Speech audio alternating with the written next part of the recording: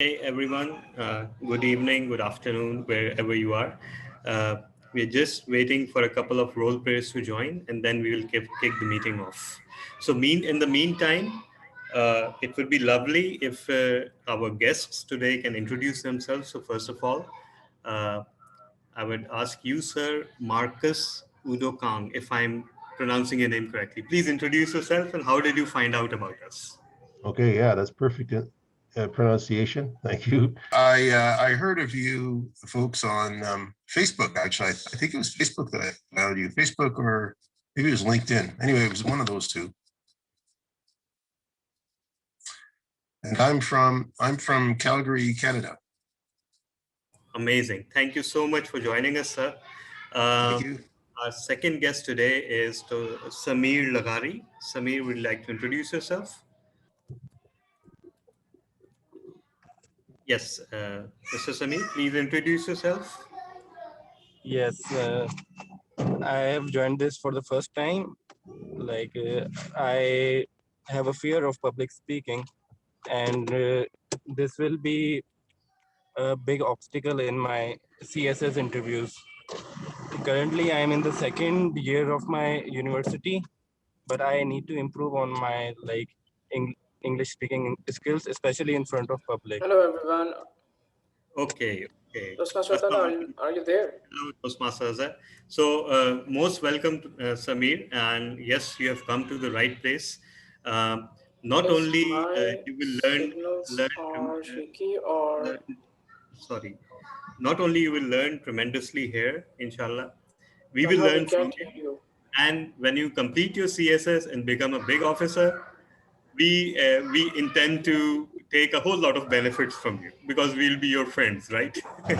So best Wow. of luck for your journey. We have our table topics master, our journal evaluator with us. We have our Toastmaster with us. We have our timer, tech host with us, vote counter with us. We just need to for our word master to join, and we are good to go. Uh, and of course, we have to wait for our table topics evaluator because today we will kick off uh, table topics first. So actually, just for the benefit of everyone who's not okay, we have another guest. So we have Naveen Parwal, if I'm pronouncing your name Yeah, correctly. So would you like to introduce yourself and how did you learn about us? yeah. Good evening. My name is Naveen Parwal, and I'm from Singapore. And I came to know about your meeting from Global TM Club Networking WhatsApp group. I just read it Okay. over. Yep. Okay. So sir, you are a Toastmaster yourself? Yeah. I've been a Toastmaster for quite some time, almost 12 years now. Okay, Yep. wonderful, wonderful. It's an honor and a privilege to have you with us. Thank you. And I hope you find our meeting worthwhile. Thank you. Just to save on time, since our president won't be able to join today, so let me kick off the meeting. In fact, let our Sergeant at Arms, Toastmaster Ali Asharanjam, kick off the meeting formally, and then we can proceed. Thank you so much, DTM Tana. Good evening, guests, Toastmasters, and future Toastmasters. I, Toastmaster Ali Chiranjan, being the Sergeant at Arms of Karachi Toastmasters, welcome you all in our exciting meeting number 903. The theme of the day is quite exciting. The theme is the, the uncertainty principle. Without further ado, I would like to hand over the charge to uh, to the acting presiding officer, distinguished Toastmaster Tala bin Hamid. Over to you, distinguished Thank, Toastmaster. Thank you so much, Sergeant at Arms. And trust me, this is not a visual effect. Uh, this is actually a very natural visual effect that is often a result of power failure in our area. So apologies for this. I hope my laptop and my phone last through this outage. Uh, our Sergeant at Arms and our tech host, please stay on the alert. And please join me in praying that power comes within time before the batteries run out on my gadget. So we have another guest with us, I believe, or is that a member? Uh, Mr. Farhan, are you a member or a guest?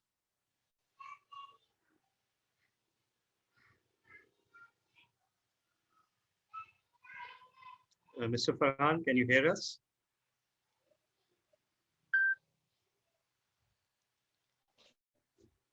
Okay. Uh, Anyhow, so we will go ahead. And for those of you, there are very few people who don't know about Toastmasters, but nevertheless, Toastmasters is a worldwide, I'd like to call Toastmasters a worldwide education initiative. It's headquartered in Colorado, USA. Under this organization, there are more than 17,000 clubs running around the world. And uh, there are more than 350,000 Toastmasters. And the what sets Toastmaster apart from all other organizations is that not only Toastmasters give you vital communication skills, it gives you leadership skills, and it helps you make a better human being by the power of community, mutual help, and cooperation.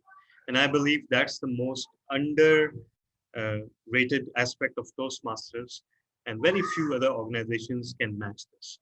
About since we have the privilege of having few foreign guests, we have another one, in fact. Just briefly about our club, Karachi Toastmasters Club was founded in September 2000. So we are celebrating our 20th anniversary this whole year. It is the oldest club in Pakistan as well as one of the largest. Um, Karachi Toastmasters Club holds the distinction of being in the top 5 clubs of the world in terms of education awards right now. Not only it is in top 20 in the all-time list, but currently for 2021, it is in the top 5. And fingers crossed, we will make every effort to finish the year in top 5, if not at number 1. We are a very tightly knit and high performance club. Our meetings tend to be intense and long, but at the same time, uh, we also like to believe that our learning experience is second to none. We have another guest with us, Toastmaster Alan Rogers. So would you like to introduce yourself and how did you find out about us? Alan Rogers. I'm actually not a Toastmaster. I'm a member of the Association of Speakers Clubs in Great Britain. And I've been invited along by Saad this afternoon. I'm a retired civil engineer. And like Saad, I'm a stammerer. I've been on the Maguire program now for 17 and a half years. And since I've joined, I've become a coach, course instructor, and now a staff trainer. Most welcome. First of all, Toastmasters, thank you for letting us have the privilege of having Toastmaster Alan Rogers with us. Thank you so much, Toastmaster Alan Rogers, for joining us. It is truly an honor to have you with us today. So without further ado, first of all, let me just briefly conduct the business session. So during the past week, there were essentially no decisions that require approval of the club taken by XCOM.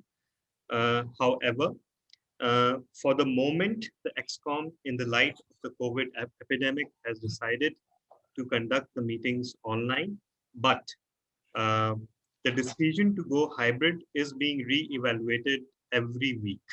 So you can rest assured that as soon as there's the slightest bit of opening and we feel even the slightest bit safer, we will go towards hybrid meetings. And hybrid means that you have the option to attend in person or online. It's entirely up to you.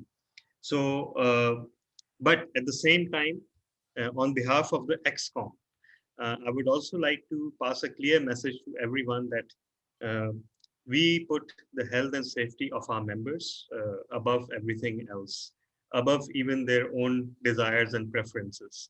And I believe that's the way it should be. So that will be our guiding light through this difficult phase.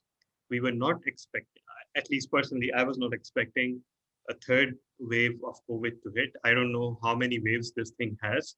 And quite frankly, I wonder why is this still called COVID-19? It should be called COVID-21 now. But moving on. So with that, I will now hand over the chart. The theme of our meeting today is, of course, the uncertainty principle. And what is the uncertainty principle?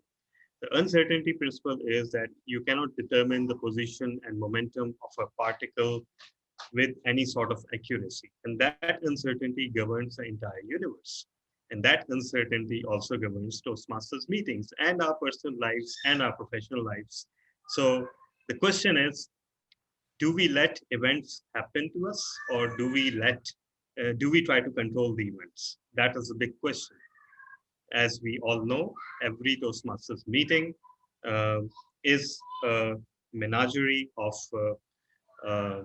predictable and unpredictable events. And today, perhaps there will be more unpredictable events than predictable events. With that, I hand over our charge to our Sergeant at Arms, a brilliant speaker, passionate Toastmaster, Ali Ashar Anjum.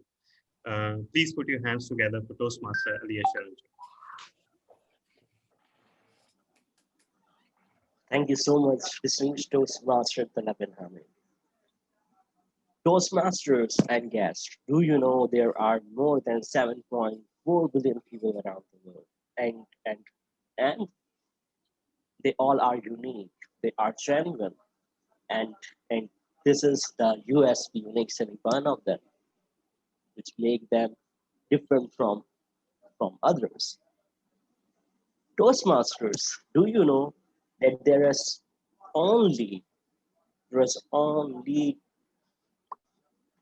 one phenomena that is certain, and that is the uncertainty. We are here in front of our screen. It's due to the uncertainty. Back in 2019, most of us are not believing that we are having a Toastmaster meeting virtually, and we have our guests from all over the world, in the all over the globe. So what we can say is, it is a blessing in a disguise, or the blessing in the uncertainty. So, as I already said, that there is only a single phenomena that is certain in this world, and that is the uncertainty. Without further delay, now to proceed the meeting with ease and smooth, I have some role holders who are going to assist me in throughout the meeting. So the first role holder is our first role holder.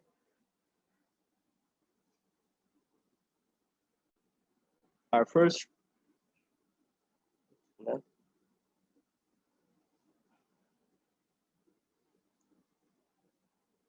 first role holder is the timer. So our timer is a very dedicated Toastmaster, or president, the mentor of many Toastmasters here. So I would like to hand over the charge to the timer, Toastmaster Imran Rana. Thank you very much, Toastmaster of the day. I'm sure I'm audible. Yes, you're absolutely audible. Can I make sure my certainty that I'm audible and visible?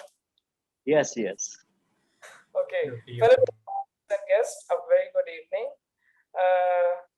I'm the timer today, and my role is to make sure that the meeting proceedings are on time, although we started a little late. So there will be different timing for different segments. First, for table topics, we have, for table topics, the speaker has to speak from 1 minute to 2 minutes and 30 seconds. At 1 minute, I'll show the green card. This means the speaker is qualified for voting. At 1 minute and 30 seconds, I'll show the yellow card. At 2 minutes, I'll show the red card. This means the speaker has to wrap up his speech because after 30 seconds, he will be disqualified and there will be no signals for disqualification. For prepared speeches from 5 to 7 minutes, at 5 minutes green, 6 minutes yellow, and 7 minutes red, this means the speaker has to wrap up his speech because after 30 seconds, he will be disqualified. And for speech evaluations, at 2 minutes, I'll show the green card. At 2 minutes and 30 seconds, I'll show the yellow card. At 3 minutes, the red card. Now the evaluator has to wrap up his evaluation because there will be no signals of disqualification. So after 30 seconds, he will be disqualified. Over to you, Toastmaster of the day, Toastmaster Ali Ashar Anjum. Thank you so much. The time is precious and we all have to follow it because it is certain. Now, let's move towards the grammarian.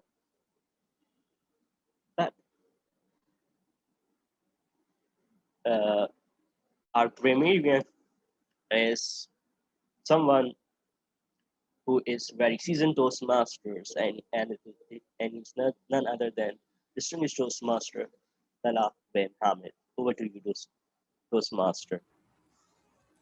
Thank you so much, Toastmaster Ali Ashar Anjum.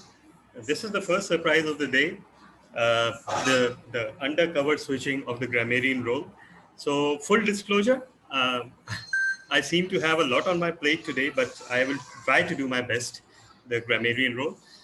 As a grammarian, my role is two-faceted. The first facet is I'll try to highlight good usage of words and phrases that I like. And the second facet will be I'll try to spot grammatical errors and suggest corrections without taking any names. I'll be presenting my report at the end of the meeting. So over to you, Toastmaster Ali Ashar.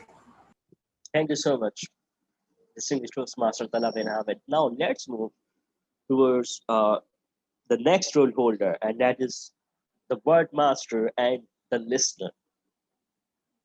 A new, but a very dedicated Toastmaster, and it is certain that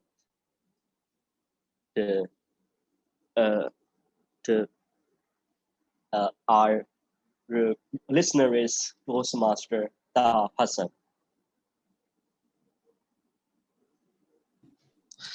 Thank you very much for that wonderful introduction, Toastmaster of the day. So, fellow Toastmasters and guests, first I'm going to tell about my role as a word master. So my duties as a word master are to announce the word of the day and to report its usage. And at the end of the meeting, I'm going to present a report about how many times that word has been used. So according to the theme, the word of the day is bewildered. I'm going to say it again, bewildered. The spelling is B-E-V-I-L-D E-R-E-D. Its meaning is confused, uncertain, and puzzled. So I'm using this word in a sentence. So hear me carefully. A sentence about bewildered. Arriving in a strange city at night, I felt alone and bewildered. I came out of the movie a bit bewildered, but I enjoyed it. Thank you. So my other role is as a listener. I'm going to listen to speeches, and being a good listener is just as important as being a good speaker, as you all know. As a listener, I will note interesting tidbits of the information of the prepared speeches. The speakers are from the speeches, and ask questions near the end of the meeting to see if anyone or everyone was paying attention to the speeches. So let's see how attentive you are in this meeting, and let's make this meeting a wonderful one. Thank you, Toastmaster of the Day. Thank you so much, Toastmaster Tahasan, for your comprehensive and very detailed role description. Now, let's move towards a very, very important role, and that is a vote counter. So, our vote counter is one of my best friends in the KTC and a very, very dedicated Toastmaster, Toastmaster Sachwe.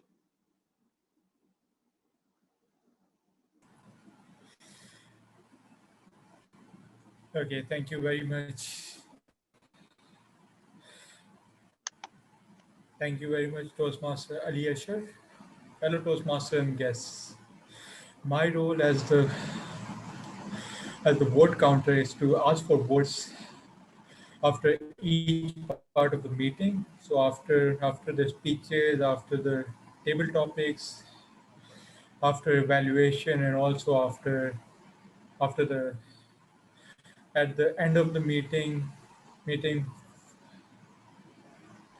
the roles for and the votes of the votes of the the votes of the big four. As the vote counter, I can't vote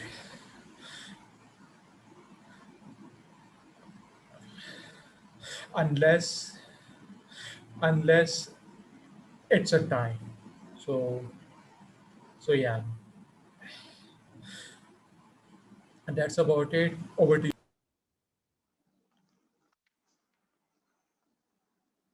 Thank you so much, Toastmaster Sachwe. In meeting, we must have our counter, but in the agenda, it is missing. But as the theme is the principle of uncertainty, so it is certain that there should be a counter. But who is? This is uncertain. So I use my power, and the R counter is our immediate past president, Toastmaster Imran Rana. I am bewildered to hear that.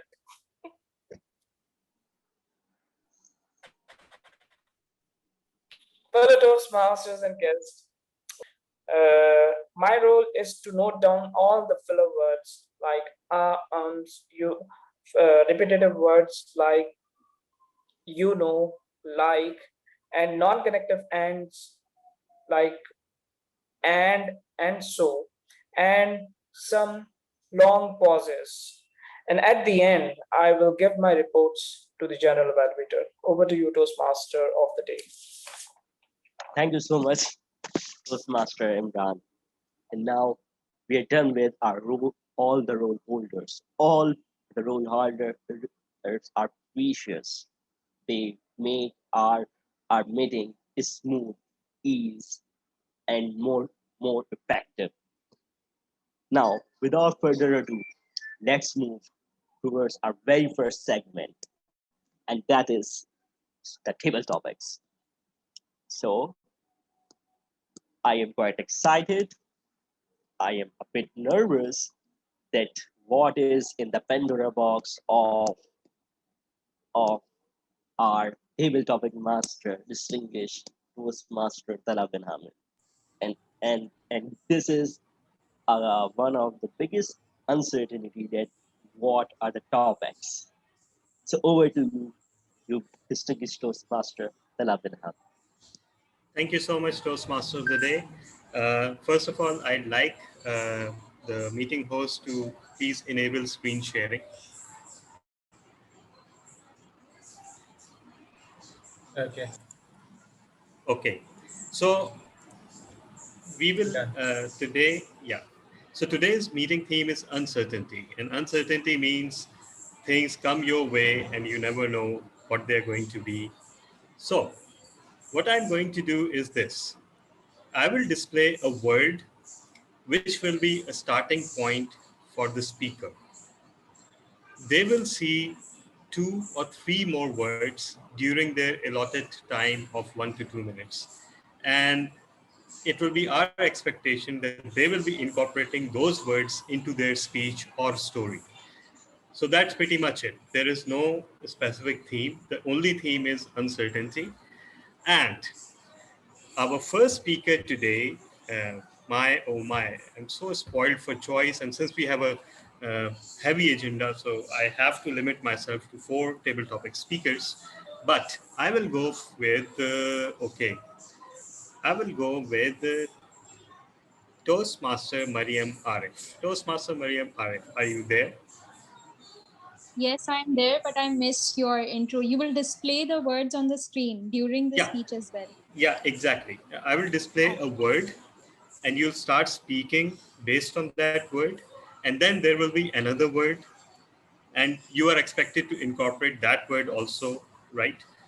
And possibly another word and plus word of the day as well. So there will be your every table topic speech will be maybe a story or a speech centered around 4 different words. Okay.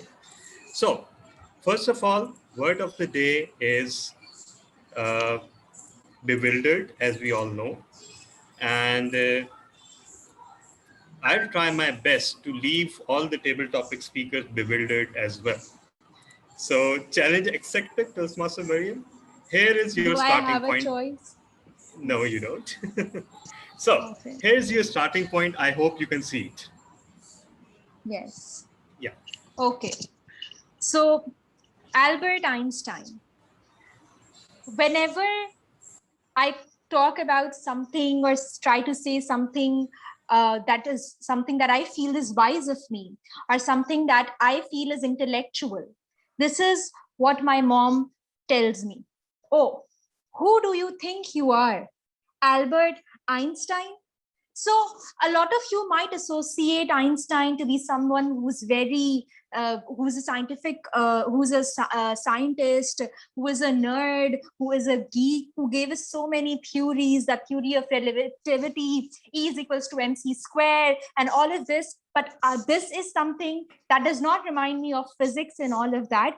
This Albert Einstein reminds me of my mom, who uses it as a taunt, who keeps this Albert Einstein on a pedestal and tries to show me that, okay, you aren't Einstein and you are no science geek, so you better check yourself before you show us how intellectual you are. The next is, I cannot really form a connection between Albert Einstein and beefsteak because they're 2 very different things, but I'll continue with that. And talking about beefsteaks, I tried to start the keto diet for some time, and and in keto diet, you have to rely a lot on these steaks and stuff. But to be honest, I did not at all enjoy those steaks because it isn't healthy, but I do like carbs, and just eating steaks and this raw meat and all of this is certainly not my thing. And after consuming those beef steaks for straight 5 to 6 days, I realized that, okay, this is not my thing, and this is something that I cannot put up with. Moving on, I cannot see the timer, and I guess that would be it from my side. From being an Albert Einstein to taking myself to that era of eating beef steak, I guess that was my connection that I tried to establish, or maybe failed at. Over to the table topics master. Thank you so much. Thank you so much, Toastmaster Mariam. And yes, it's a limitation when one has to display a slide, then you tend to not see all the windows. So thank you for pointing that out. Okay. My next speaker is Toastmaster Samir Lagari. Toastmaster Samir, are you ready? Yes, I will try. Yes, you are. Okay. My first advice to you will be to pin the timer, who is Toastmaster Imran Rana. Just a minute. Yeah. Okay, the timer. Okay. So as you heard, I will give you a word and then I'll give you another word and another word maybe. And you have to speak for 1 to 2 minutes trying to connect all those words. Okay. And word of the day is bewildered. So try to also use that. So guest slash future Toastmasters, Nabila Ghari, your word, your starting point is this: communication. Communication.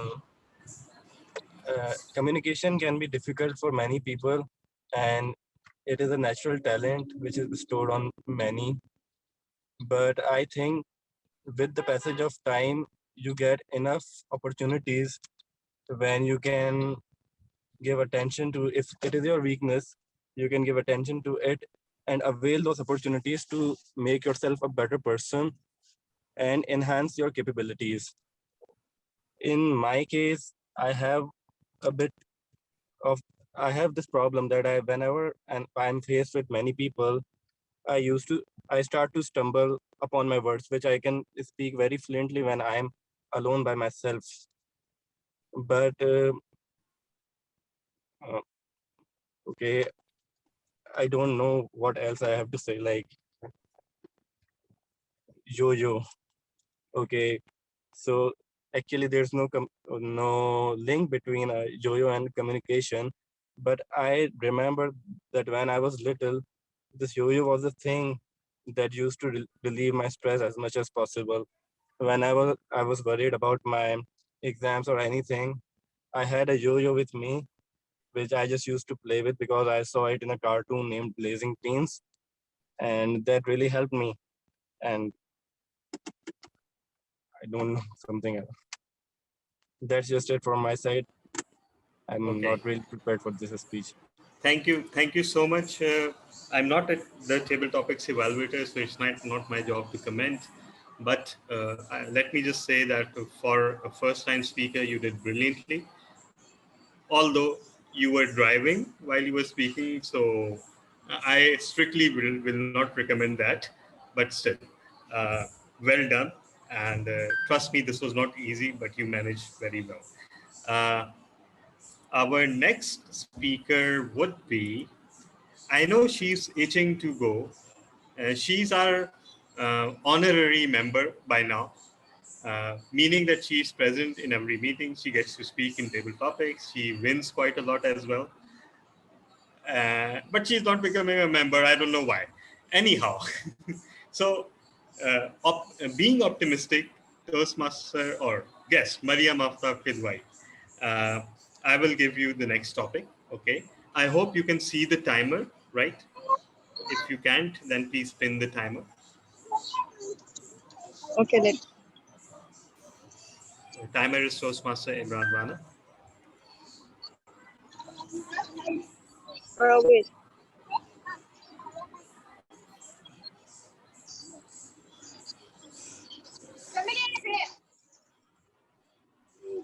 Okay. Are you set? Yes. Mariam? Okay. Okay. So your first of all, word of the day is bewildered. Okay.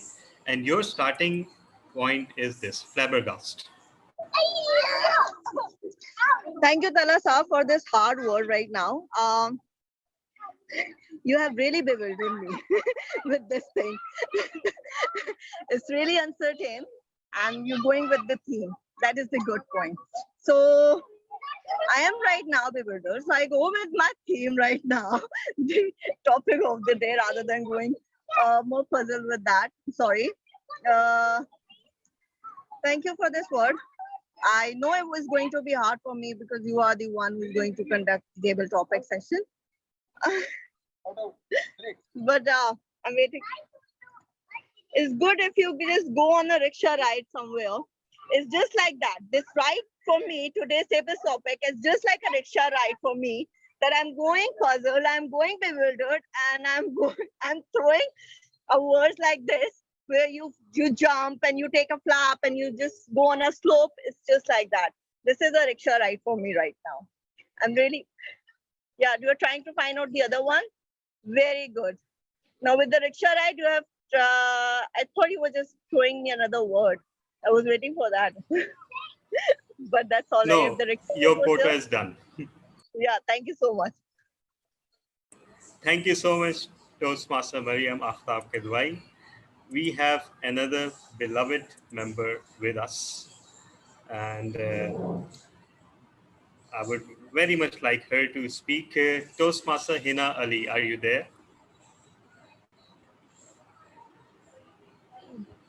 Yes, Assalamualaikum. Walaikum. I'm here. Okay, okay.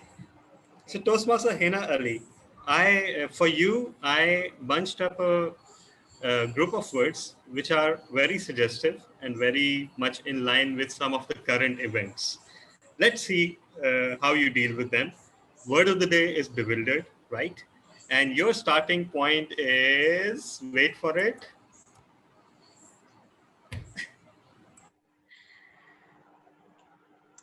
Meghan Markle. When I see this name or hear this name, the first thing that comes to mind is not the royal family, but Suits, which was a very successful law drama that went on for 9 seasons. I'm not sure on which network it was, but I've recently been able to watch it on Netflix. And the character that she plays, I forget her name, but it's very interesting how this legal aid or legal assistant, she had her own office because that's how smart she was, but she wasn't able to pass the bar exams, or rather get entry into a good law school. And so thereafter, she became very, very famous, became a princess bride by marrying Prince Harry, who's Princess Diana and Prince Charles's son. I'm not sure in what line he is to take the throne of the England. But lately she's been in the news for all the controversies regarding how much pressure she was under while she was serving as a member of the royal family after getting married, including having to deal with derogatory comments such as, "What is the color of your baby?" Now, the funniest part is that recently I heard a recorded, if you will, a spoof of one of our Desi ladies going on about why is she making such a big deal about this. Everybody over here asks us, how dark is your child or how light is your child, or she's just making too much of a drama. I don't know. Maybe she is, maybe she isn't. There's a lot of pressure on her. So yeah, to a lot of people, she comes across as a gold digger. Anyway, I leave it up to the audience to decide. Over to you, Toastmaster Kanda. Thank you so much, Toastmaster Hina. To be honest, I'm bewildered by how well the table topics were handled by all the participants. My sincere gratitude to all of you. And I'll ask the timer whether everyone qualified. And I'll ask the vote counter to float the votes. Yes, everyone qualified. Okay. So we'll give a few seconds to our perennial, ever available vote counter, Toastmaster Star, to float the poll.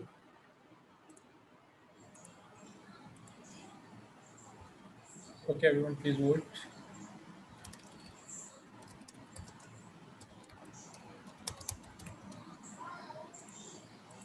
Saad, there's one name missing, Samir Lawali.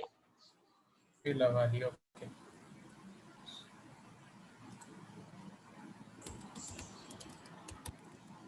My bad. Again. So we vote again, right? Or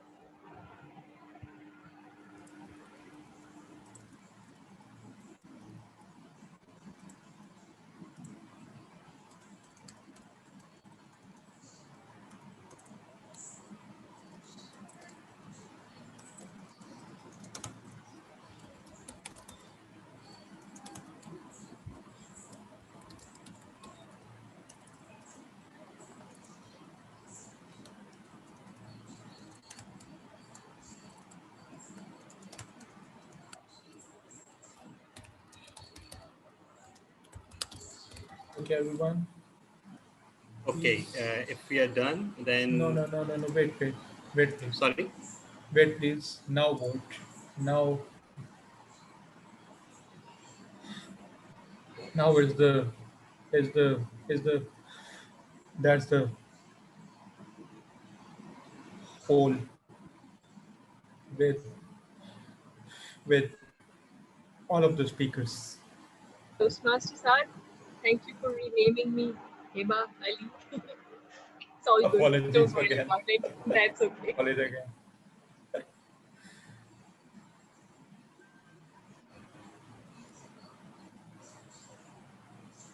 2 more votes to go. Everyone, please cast the vote. Seems like answer. Yes, too much. Have you floated the poll, Toastmaster sir? Yes, I have. I can't see it. Maybe did you make me a co-host or something? No, not really. Okay, no worries then. And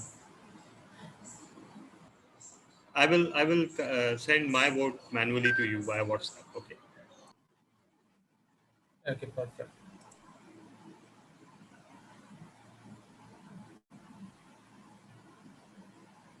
Okay, we are about to end in a couple of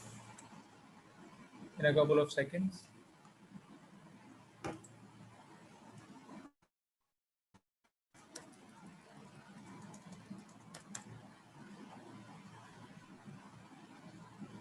And the votes are 5, 4, 3, 2, 1. Okay. Thank you so much, Toastmaster Saad, and over to you, Okay, Toastmaster of the day. Thank you so much, Didi and Tanha, for conducting a very exciting table topic session with too many need bewildering topics, and or I can say words. So without further ado, let's move towards our next segment, and that is prepared speech. But before proceeding towards the next segment, we have a one surprise for everyone, and that is the joke of the day. And for do this noble job, I would like to invite two very dedicated the Toastmaster of Karachi Toastmaster Club, and they are none other than Toastmaster Kareem Meghani and Toastmaster Lateef Mansoor Ali. Over to you both.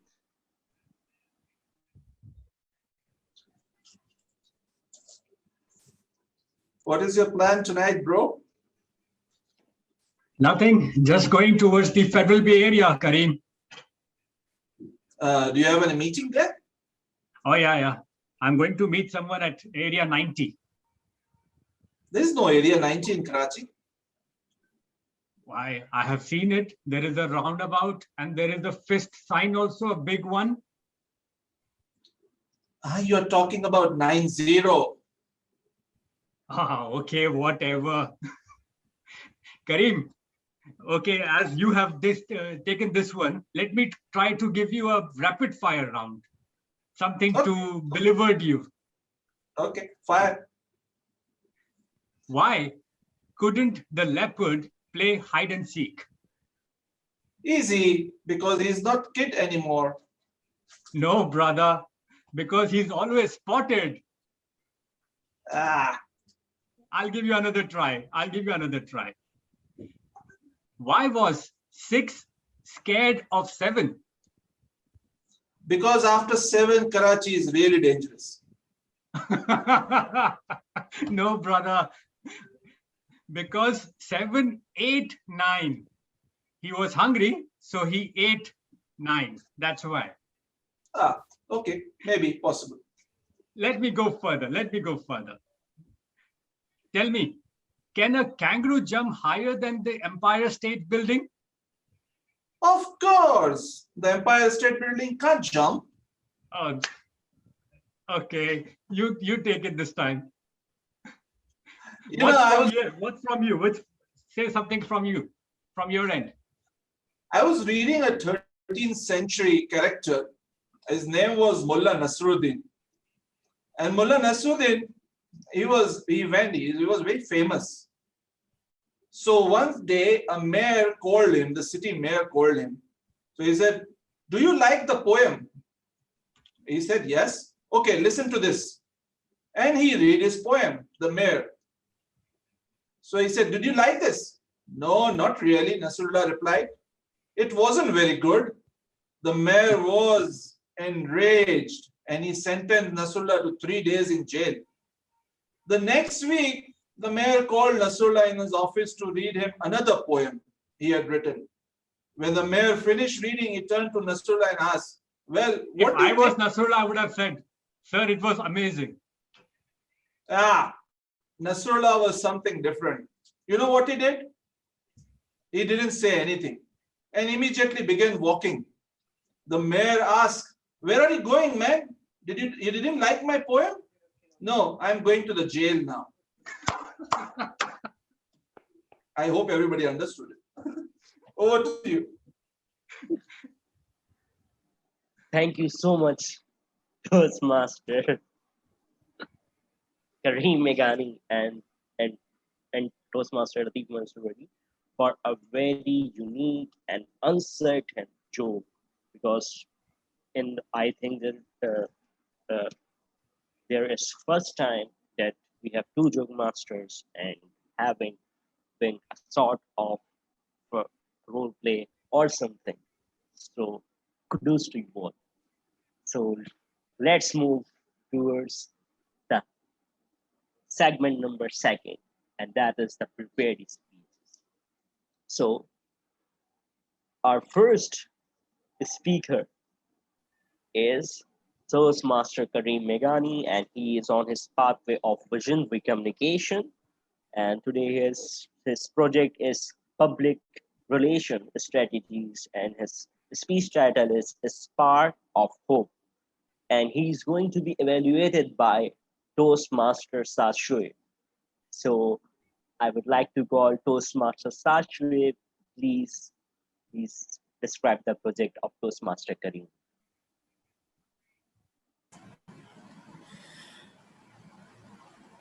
Thank you very much, Toastmaster Ali. So Toastmaster Kareem Meghani will be delivering his project, the is the public relations strategies. The speech title is Spark of Hope. The purpose of this project is for the member to practice the skills needed to effectively use public public relation strategy for any for any situations. The the speech length is 5 to is 5 to is 5 to is 5 to is 5 to is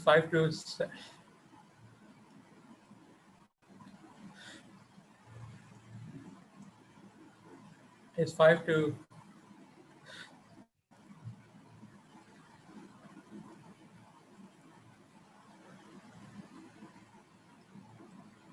is 5 to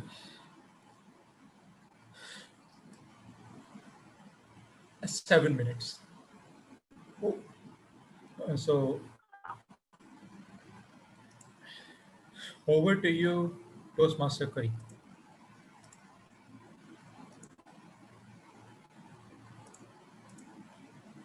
I'm audible? Yes, you are. Okay. Can I share my screen, please? I'll do a small presentation. Yes, you can.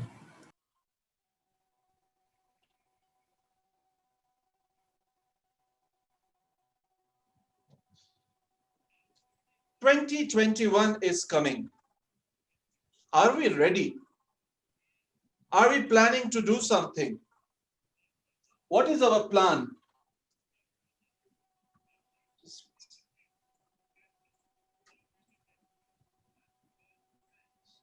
Sorry, guys. Sorry, I think the sharing screen is just 1 second.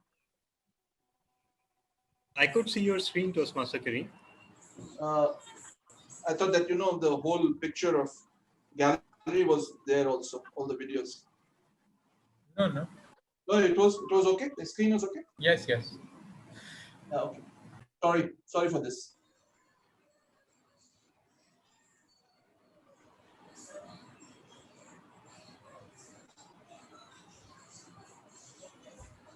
Let's need preparation. Zoom. Should I start the timings? If you're okay, if I can start now, is it okay for you? Yeah, it is. It seems okay to me at least. Okay. 2021 is coming. What is our plan? Did we thought about anything? 2020 was a very difficult year for us. We thought that, we will do some programs, but it was a difficult year for the whole world. But now, as we are planning for 2021, we have to do a budget. We have to do some plannings for our programs. And our programs depend on the donors. Did we talk to the donors? Do we have a plan? Did we make any marketing strategy? Did we make any public relations strategy? These were all questions when we were preparing for 2021, when we were preparing our budgets and planning for 2021. And when we seen these questions, there are so much discussions. We were having regular discussions with everyone. But one thing which I would like to talk about it today was the public relation. Before going to this particular step, let me tell you what is public relation. Public relation is the way what you talk, what messages you want to deliver to your audience, which are the good messages. And there is a whole framework or organogram that how we can send this good message of your organization to the audiences. So you need to know your objectives. First, you need to know that what we want to say to our donors, what we want to say to our audience. What is the message? Are we clear about our message? What is the key things we want to deliver? If we will say this message, the donors will say, yes, I trust on your program and I will give you the money. Then we need to know who are our audiences and what type of audiences we are looking for. What kind of donors we want to attract? This was the question. And again, the next question was that what will be the right communication tool which we can use to convey our message? The media, the newspapers, radio, everything. Then you have this social media. What are the channels we are looking for? What is our public relations strategy to attract, which can be attracted to our donors? And finally, sometimes we have to go on front to deliver our message. Because what you say directly to the donors, eye to eye, they will trust you, they will believe you, and they can give you the donation what you are looking for. I need to see my objectives for my organization. When we were doing this exercise, the first thing what I was looking for the objective of the whole organization, what we are doing, why we are here. The first objective for us was to make sure that our beneficiaries have and how they will get the good quality of life. Have a very, not very good, I will say, because according to the donors, according to our facilitations, according to our budgets, but a reasonable good housing. Their kids should get access to education. They have good access to health. They should have economic stability at their house. They have enough enough money to feed the, and they should have good social connections. And one of the things what I realize that, if we want to work with our beneficiaries, we need to spark hope in their heart. If they have a spark of hope, our beneficiaries can do a lot of things. We are just here to facilitate, but these are our messages we want to communicate to our donors. And how we will communicate? What messages, how we will communicate this whole profiling to our donors? We should have a very good data. We should tell that what we did in 2020, which underprivileged families we have in our data, what are their needs. Beneficiaries report of 2020 include their housing, tutorial presentations, their health insurance, everything what we have a very strong database of that, because the donors can look at these pictures and decide that what they trust us, they can give money to us. If they don't see a real picture what we are doing, they will be never satisfied. We were thinking about this whole objective and message in media. Now we have to see that what kind of audiences we are attracting. Our donors are also two different types of donors. One donor, rich person who is giving more than $1,000, and there are his mass donors who are very important for us, but they will give us less than $500 per year. Now, how we can communicate to them? What should be our personal strategy with them? Big donors, when we observe our data, when we did the survey, they see newspapers, they see, but they don't trust us because there is so much available everywhere. What other ONG, what UN, all the other non-governmental organization is doing, what we are doing, they need to trust us. So the best thing to attract the donors, $1,000+, we have to call them. And less than 1,000, very important, less than 500, that's very important. We need to work with them with the mass communications. Ladies and gentlemen, today what I presented, it was our organization global public relations strategy. But the one thing which we want is that our objective is to improve the quality of life, and we want to spark hope in these beneficiaries. And these donors, if they trust us, they will support us. Over to you, Toastmaster of the Day.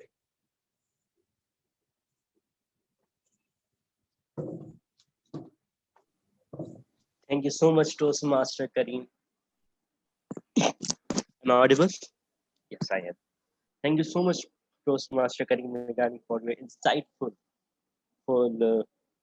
speech. Now let's move towards another dedicated Toastmaster, Toastmaster Latif Mansoor Ali, who is on his pathway of presentation mastery and level 4.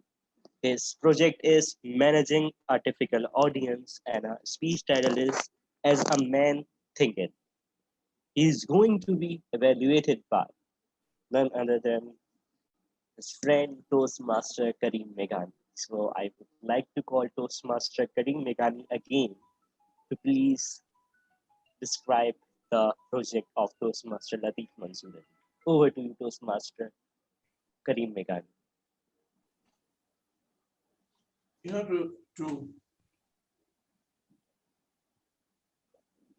hello, fellow Toastmasters. Taking multiple head is always difficult. And you are doing a speech and a joke, and then you will do evaluation. I think I should learn a lot of things from DTM Tala. He is the best in this.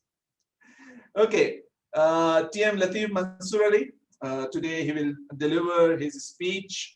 His topic is As a Man Think. What we want to see from his speech is the member will deliver a 5 to 7 minute speech on any topic and practice responding to 4 audience member disruptions. The speech may be new or previously presented. We do not evaluate the speech or speech content. Your evaluation is based on the member's ability to address and diffuse challenges presented by the audience. Audience members were assigned roles by the Toastmaster or Vice President Education prior to the meeting. I will watch for professional behavior, respectful interaction with audience, and the use of strategies to refocus the audience on the member speech. Member has 10 to 15 minutes to deliver his or her 5 to 7 minute speech and respond to disruptors. So good luck to TM Latif, and we will disrupt your speech fully. Good luck. Thank you, TM Karim.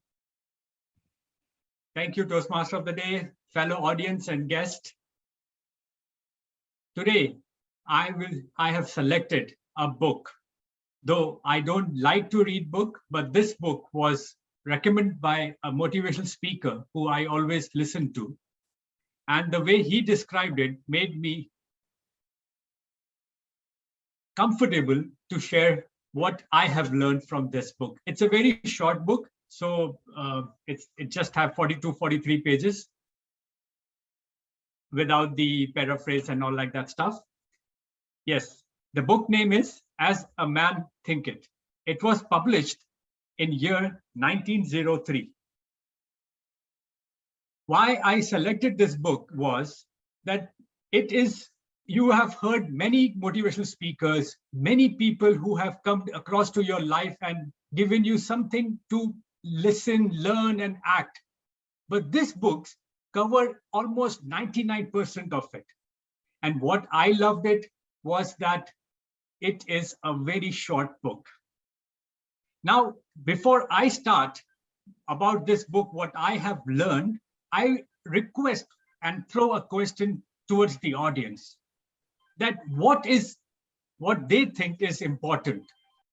Is it your skills which is important, or it is the willpower which is more important? If I can hear any of the... Hello. Both, I guess. It is me you're looking for. TM Imran, you're too muted. And I wonder what you do. TM Imran, you're disturbing. I'm somewhere feeling lonely, or someone. I apologize on behalf of TM Imran. TM Imran, please, if you can mute. I'm extremely very sorry. I was enjoying my song. If you would have given a little bit of time towards my 10 to 15 minutes, you will enjoy more further. It will help you go long. Okay, if I can hear, I think someone has said both are important. Yes, I have said. Willpower and skill important. Yes. I would like to know what is more important, like, more powerful. Is it the skill or the willpower? This same question. Skills. Okay. This same question was asked by the great boxing champion, Muhammad Ali.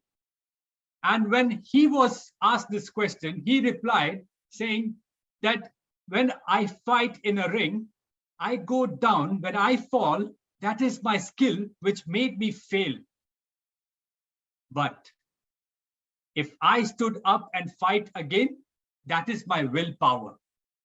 So he suggested that willpower is the most effective thing a person, an individual should have, because it will strive to learn the skills, it will strive to learn more and more effective invention. If in the world which has come, it has to be the need of that hour which makes that willpower happen. Now, while this having... have you ever watched any of Muhammad Ali Clay's match? Yes, I have watched, and I have watched a lot of, and I recommend you to let us know after this session, or you can throw it on the chats, the favorite movies of yours, and it will help you out also. It will help us also. So what I wanted to say is this: there are some. It was very nice. Thank you, Muhammad Karim. Ali boxing in 1976 was fantastic. Huh? Yes, yes. And the it match was, my mother was, I saw it was wonderful. thank you, Karim. Thank you for your feedback. Yes, I appreciate your interest in boxing. But here, I understand, Karim. I understand, Karim. I understand. But here, the question is not about boxing. It's about how to a man think it. He can go. The way he's. Let me go further. So there are some 6 lessons which I understood from this. Yeah, TM. Can you please mute your mic? Thank you. Thank you.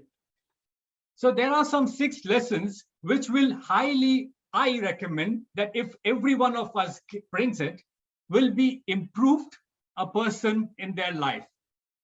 So the first one is your mind is like a garden.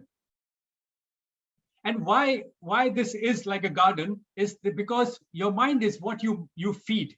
So if you bring it good thoughts to your mind, it will bring good results. For example, I got to a quote from Bill Gates.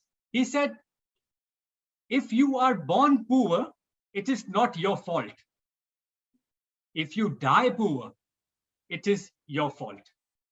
So this means that you have to bring learning consistently, taking action, and think better. This all will come if your mind is full with good thoughts. Latif, one thing I want to say here that if I buy this book from the Urdu Bazaar, what would it cost? Do you know? My friend, are you in Karachi, by the way? I share the PDF file with you. I have a book. You don't have to go further more. Okay, thank you. Let me get the audience into it. So in short, what if it will be audiobook better. Yeah. There is an audiobook also in YouTube. Okay, so yeah, the audio will be of the ladies or it will be of the men or the women audio. It's about the writer who has mentioned it, the man as the man. No, I was just saying that the voice will be of the man or woman because I don't like women. You know, I'm already listening to my wife every time. I'll answer you separately. Better. I don't want to go into further this. So what I was trying to tell you is that your mind is like a garden. If your inner thoughts are strong, powerful, and as we cultivate the more seeds, the nice seeds, the more nice plants are given the nice weather, nice climate, nice atmosphere. Secondly, when we go towards the second lesson, what I understood was the body is the servant of the mind. Why I'm saying this? Because at the biting the unlawful thoughts of body sinks rapidly into the disease. Now, what does this mean? That we have heard it in the table topic also about that person who wanted to go for a diet and they choose for different diet methods. They try for a couple of times, maybe a week or two. They don't see any improvement. This is what here it says, the body is the servant of the mind. You have to bring that in your mind that yes, one day this will happen. For example, like habit and action require for the beginnings of the right thought. So if your habits are good, like for example, you give a good command, which is away from disease, it will help you in a longer run. Yes, that time, these impacts will help you working as your body, as servant of your mind. So the mind will be your boss. In simple words, habit and action require for this begins with the right thoughts. Lesson number 3, thought crystal into habit and habit solidifies into circumstances. Now, I recommend this when I read it. I recommend that we should all have a vision board with a deadline. A vision board with a deadline. Why? Because it will help you that you know your task, you know where to go for, and you will know how much time you have to work on it. So at least you have your things to do list ready. You make sure who you have to contact with, for example, mentors and everything. This is the best effort what we can give to our generations. This will not only help our family members, it will help our community and to the nation at large. Because then the ideas will come if you have a vision to give back to the community. Toastmaster Latif, I'm sorry, I have to disagree with you. What will this nation give to us? We have lots of people who have visions and dreams, and you write your goals and you try to do things. And, you know, by the time you get to setting goals and doing a to-do list and trying to run after mentors, you get nowhere and your life is over. I understand, TM Hina, and why I will answer your question, because it is more relevant to this lesson 3 of mine. I have said a vision board, but then I ask you to have a date. So for sure, if you want to buy an apartment, for example, on 11 years of loan or a lease, you will not mark it as December 2021. So when you will, yes. So when you will affect a nation, you will first build a foundation of a school, and then you will move ahead with having kids, and that their kids will help the others. It just does not end when you start feeding the seeds. It will go further when you have to nurture it. Thank you, TM Hina, actually, for putting it into us. Yes, ma'am. I was just thinking that's fair enough, but you said Bill Gates said if you die poor, that's your fault.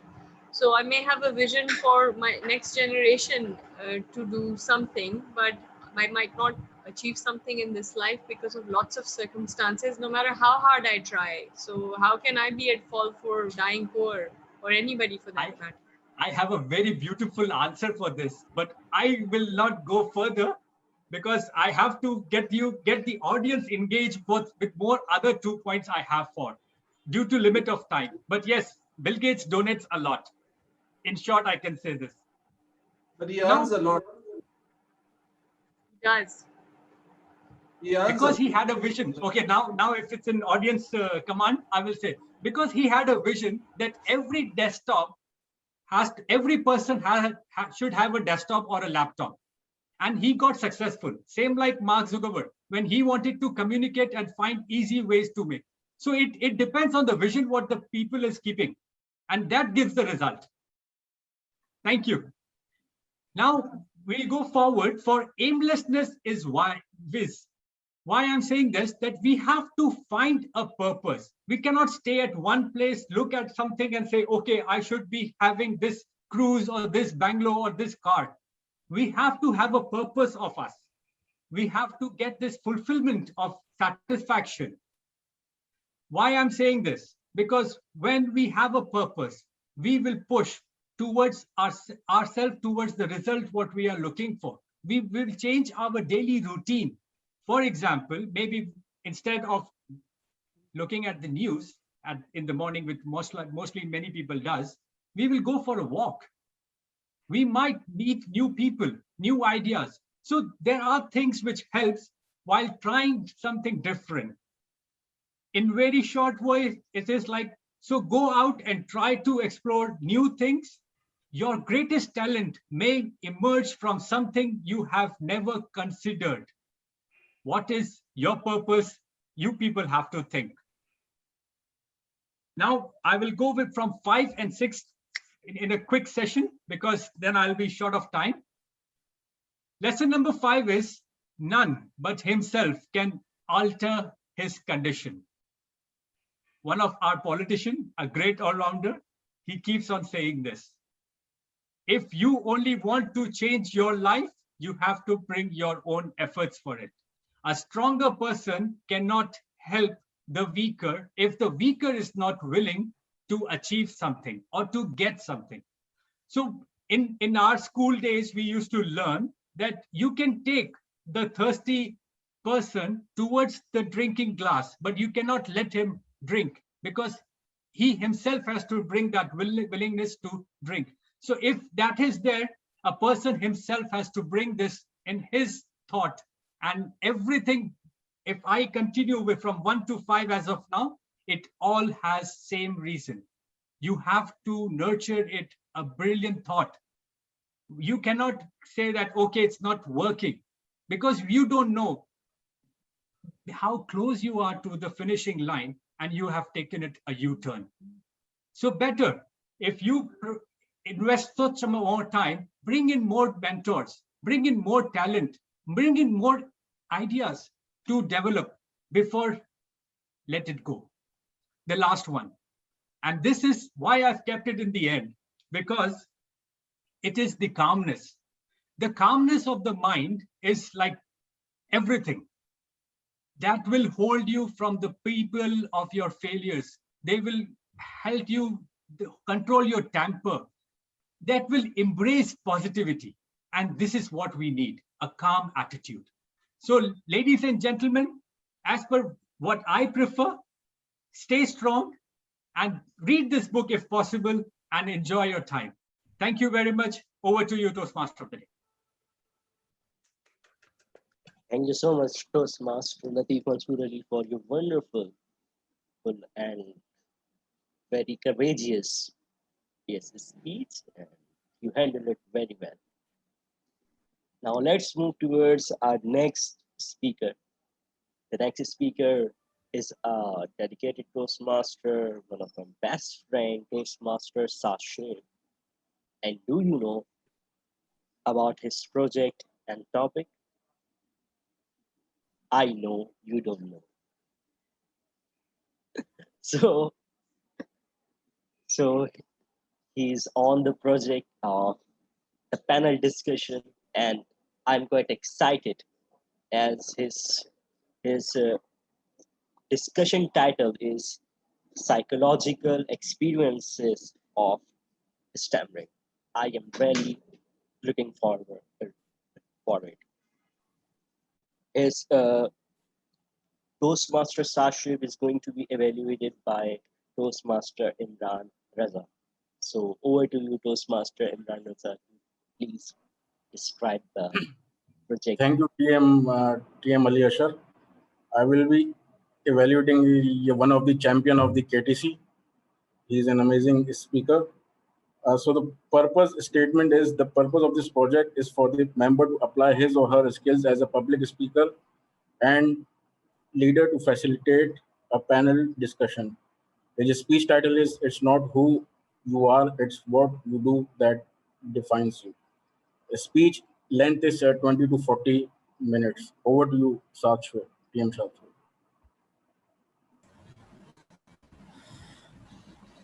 Thank you very much, Toastmaster Imran. Fellow Toastmasters and honorable guests. Many people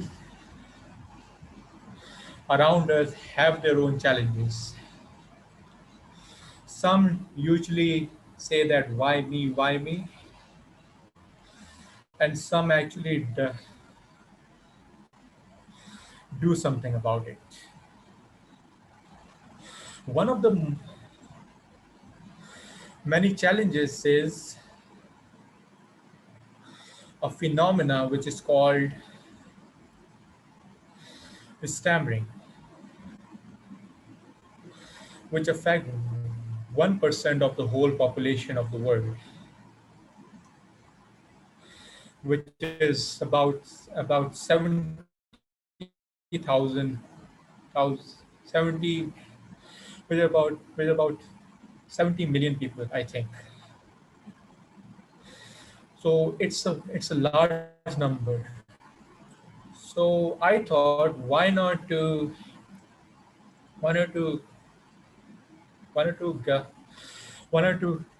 gather some experts on this topic and to speak about it. So with me are three excellent and experienced people who have actually caught stammering by the neck, and now on the path of coaching other people how to not to stop stammering, because that's the number one biggest myth about stammering, that stammering can't be stopped. But yes, stammering can be controlled, and will be asking them about their experiences, about the myths about the myths of stammering, and other things. So with me are Alan, with me are Mr. Alan Rogers, Mr. Michael O'Shea, and also Mr. Chris Cooksey. Mr. Alan Rogers and Mr. Michael O'Shea have been on a stammerers helping stammerers program called called the called the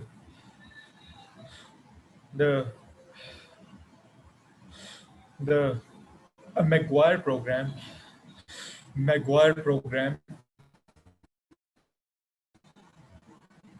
for for about for about 2 decades, and now they're they're coaching the coaches how to coach others. So so so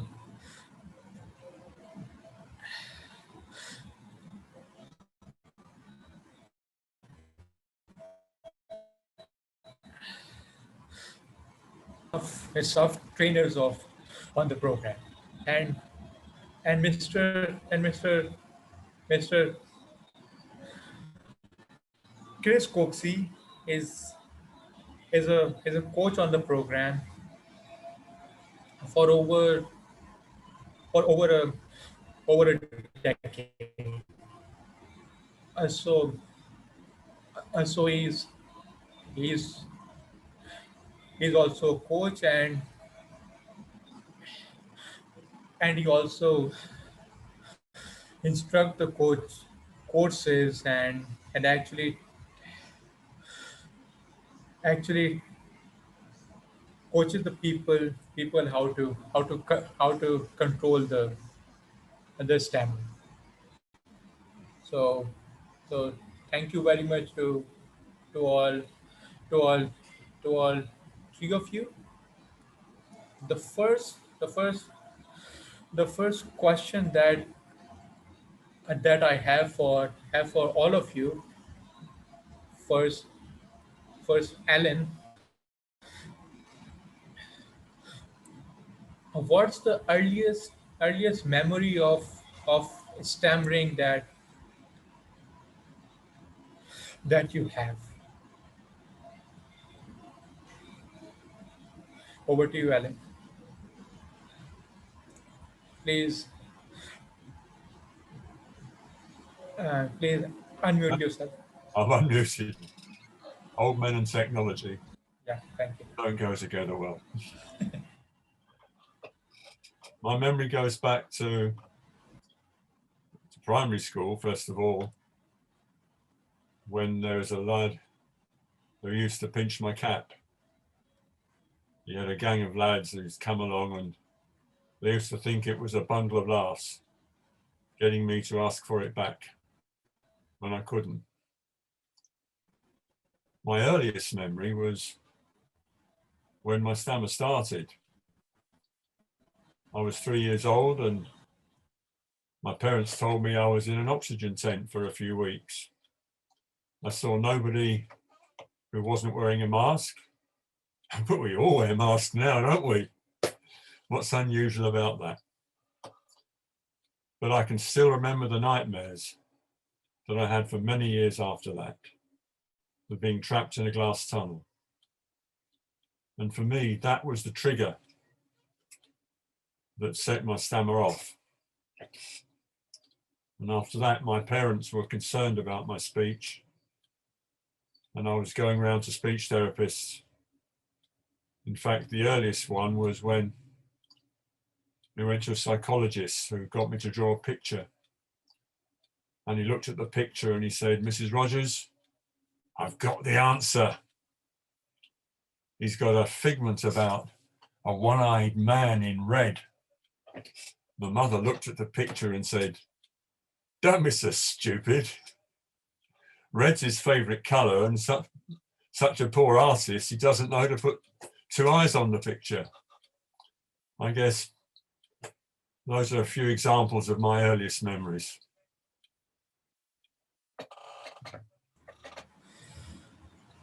Thank you very much, Alan. I can totally relate to that, because before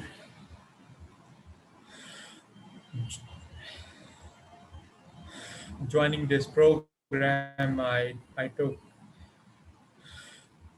9 years of speech therapy, and oh my God, so many of these experiences I had to go through. So yeah, I can totally understand the feeling. The feeling. I'll now ask Michael, what was your earliest memory of stammering?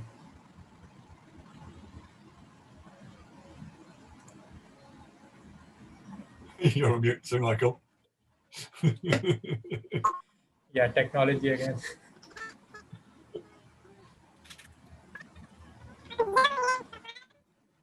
No, you aren't audible, Michael. No, you aren't audible.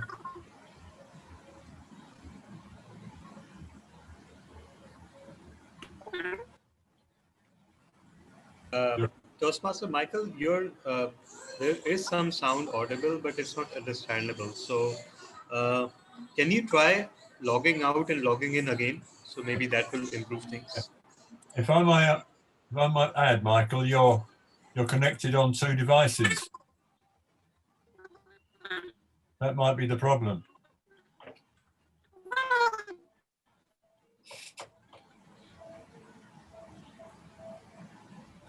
Okay then. So Mr. Gaga, Mr. Chris, what's your earliest memory of stammering? Chris Cooksey is my name, also known as Bewildered of Bear Green. Yeah, when I was 8 years old, primary school again, I remember reading out an essay in class with no problem at all, but in the same year, having to go to see the headmaster for the guillotine, to borrow the guillotine. I knew I wouldn't be able to say guillotine. I went up there, Mr. Tapp was his name, Mr. Tapp, T-A-P. And I waffled, I said, "Oh, Mr. Vincent asked me if we could borrow the, I was looking around his office for it, the thing, and he said, well, boy, if you can't tell me what it is, I can't lend it to you, can I?" At that moment, I spat out, "Guillotine." That's my first memory.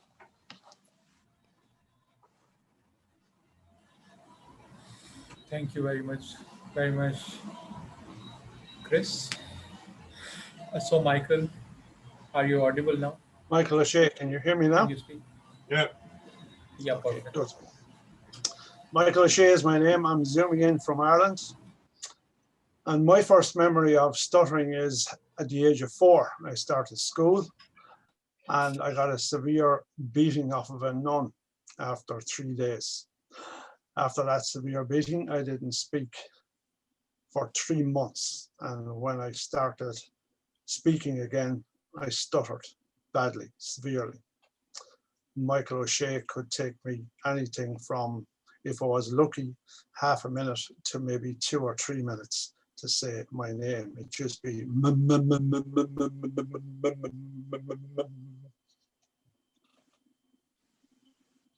Michael O'Shea, and that would be a good one. So that's how it was, and that had a huge emotional charge on me as a child. Years later, I was found out that it was actually childhood trauma that gave it to me. And I'd like to go back to our last presenter, and he said the body is the servant of the mind. Now, the challenge with stuttering is a mind-body experience. So that without a doubt, stuttering is the servant of the mind. Michael O'Shea. Thank you very much, Michael.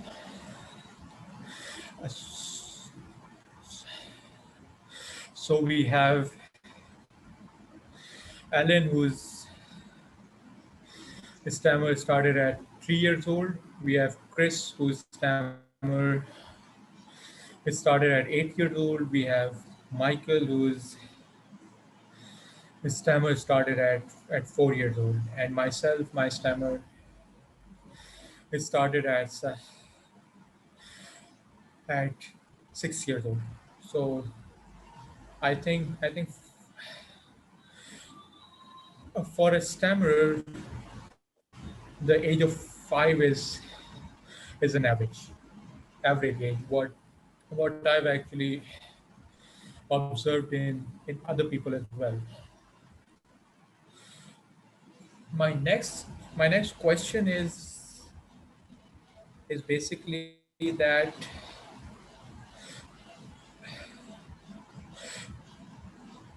what was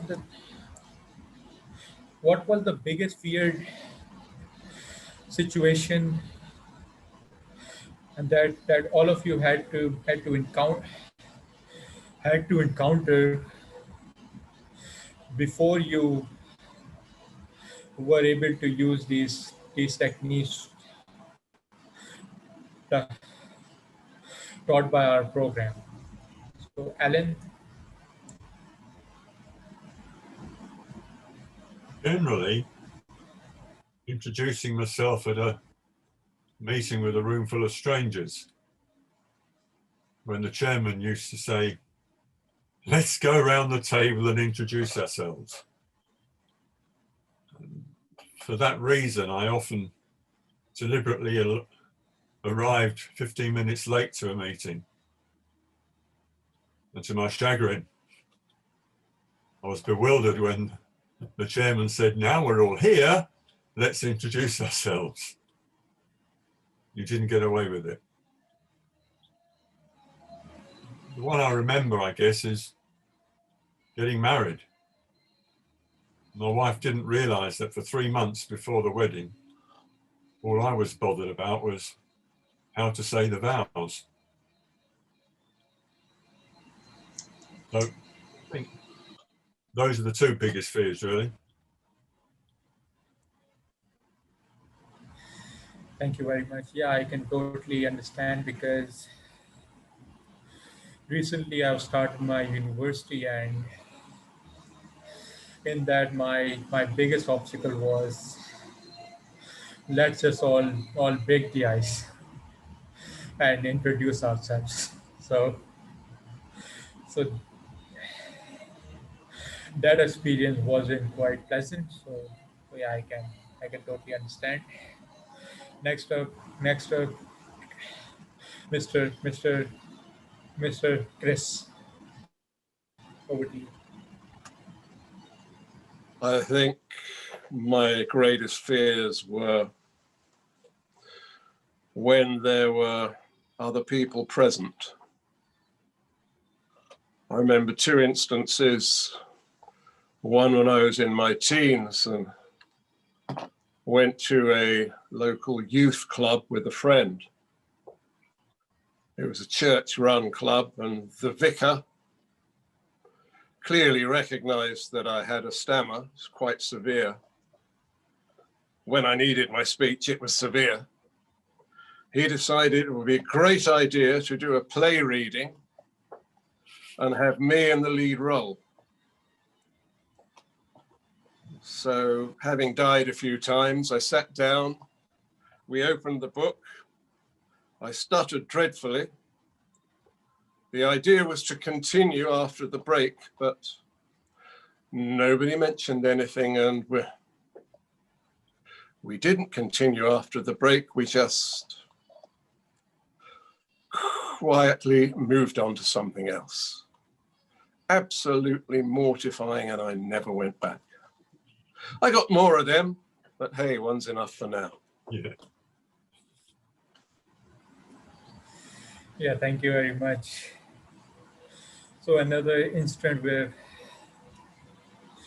people are around you and you are pretty much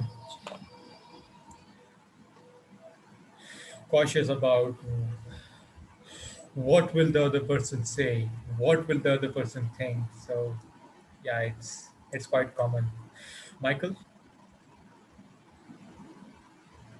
Michael O'Shea, my greatest fear on a daily basis for 40 years was being exposed every day of who I really was, a person who stutters. So I put in place all the coping mechanisms of holding back, avoidance, isolation. I was at my most comfortable in isolation on my own because I didn't have to speak, so therefore I wasn't exposed. What really saved me was overcompensation in all other aspects of my life just to feel normal, because the challenges with stuttering made me feel different and all of the associated negative thinking that goes along with that. So for example, before I would go to bed at night, I would pray to my God, please God, help me to control my stutter as best I can tomorrow. When I woke up in the morning, please God, help me to control my stutter as best as I can today. Michael O'Shea. Thank you very much, Michael.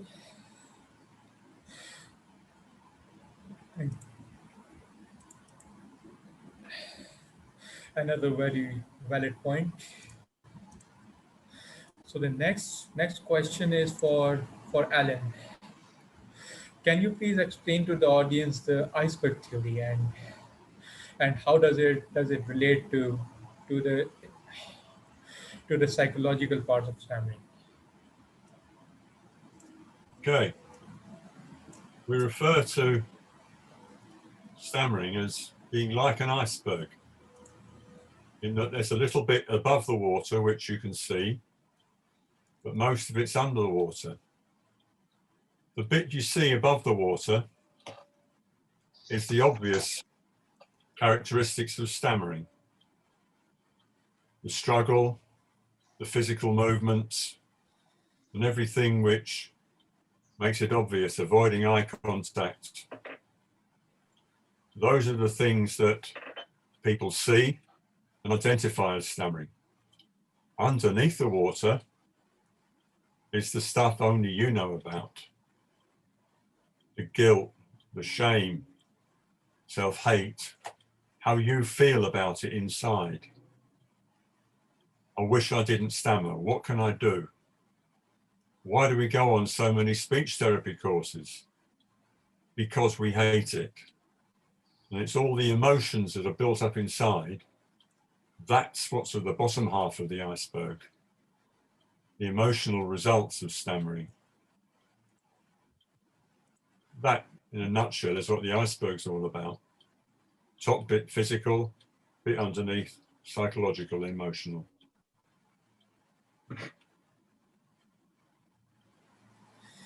Yeah, that's perfectly explained, Alan.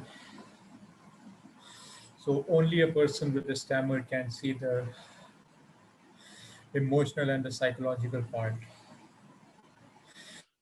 Next question is for Michael. I know that you've been doing off the grid research about stammering. Would you agree that stammering is mostly experienced in males and rather than females? And if so, why would you think that's the case? Michael O'Shea, there is a lot of scientific evidence that is out there that states that stuttering is much more prominent in the males rather than the females. And emotionally, there seems to be something different going on in the mind. But once you move from primary stuttering, which can be picked up when you're a child, when you start to stutter, mostly the females work through primary stuttering and it doesn't progress into secondary stuttering. So a child will start, every person in this room stuttered. When you were born, started to speak, you stuttered. Mama, mama, mama, da, da, da, da, da, da, na, na, na, na, na, na. But as you progressed, you developed your speech. A lot of people say it is trauma. A lot of people would give you massive different realities of why they think that they were challenged or are challenged by stuttering.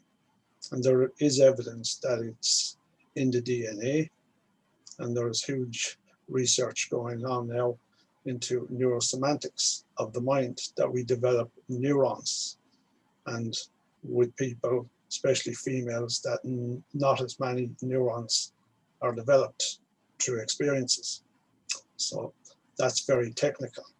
But with myself, I knew that I was a person who stutters, and as soon as I accepted that, which didn't come until I'd done the McGuire program, psychologically accepted it, that things changed. So that's it. And once I'd done a presentation to a group of school children in my own country, it's called a gap year or a refresher year. And it's fifth year, where you're 16, 17, and you take a year out to study various things. And I wrote a book in 2007 called Why I Called My Sister Harry, but I'll keep this short and sweet. Basically, when I done the presentation to female students, I noticed that they hung on every word that I said. When I done a presentation to a group of boys, there had to be a teacher or two teachers in the class because they needed to keep control of the boys. The boys were much more embarrassed, less and less questions from the boys, but the girls were all questions. They are all questions because of the emotional connection in childhood. Michael, what happens if my child is a stutterer? I want to be a teacher. How do I address a child who stutters? I want to be a doctor. I want to be a dentist. How do I address stuttering in somebody who is my patient, for example? All those came a lot more from the females, which reinforced my opinion that emotional connection is much better with the females than it is with the males. And that has a huge contributory factor that more males than females are challenged by stuttering. Michael O'Shea. And it's only my opinion, but a lot of research backs up that as well.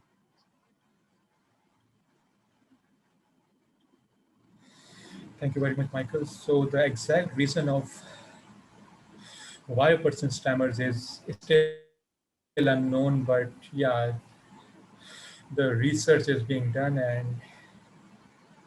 and all that was based on research. So Mr.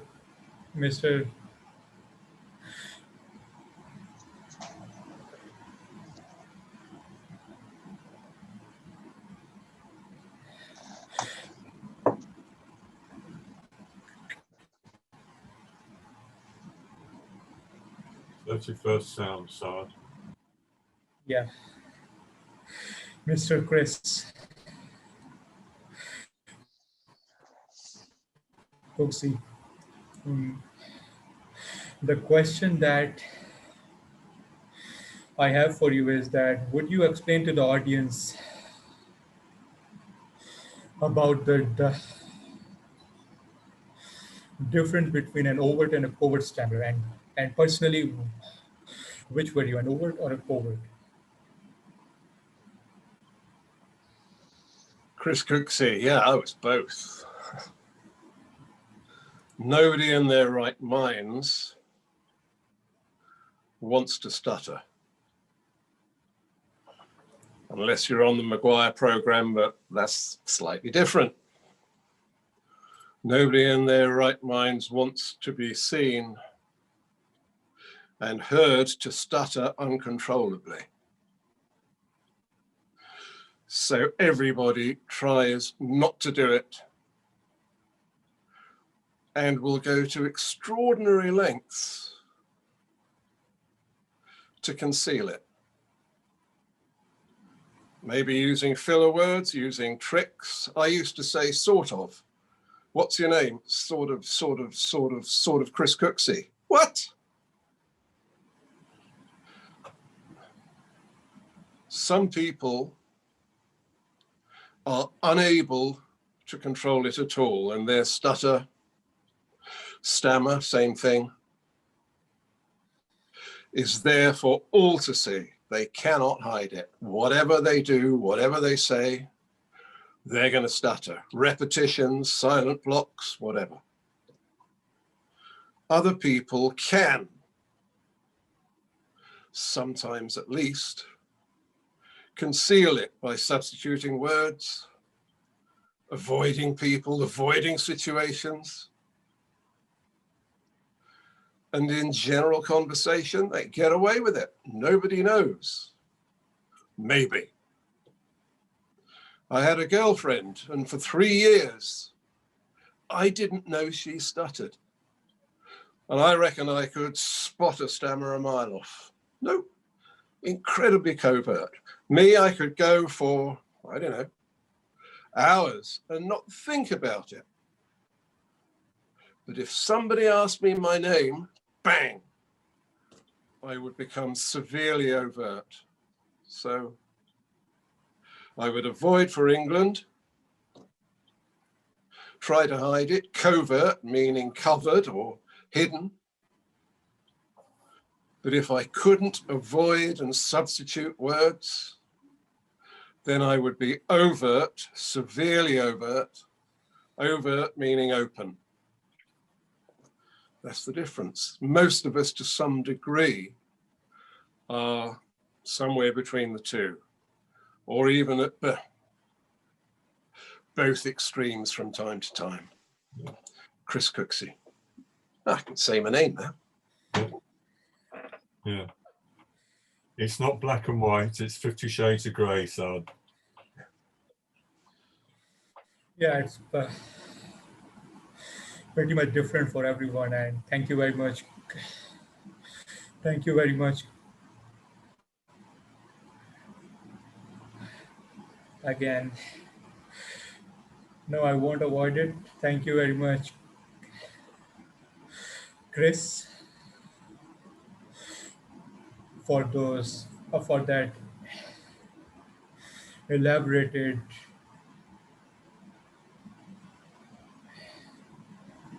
explanation of overt and covert. I too fall somewhere between those lines. So that pretty much brings us to the end of this discussion. We have talked about the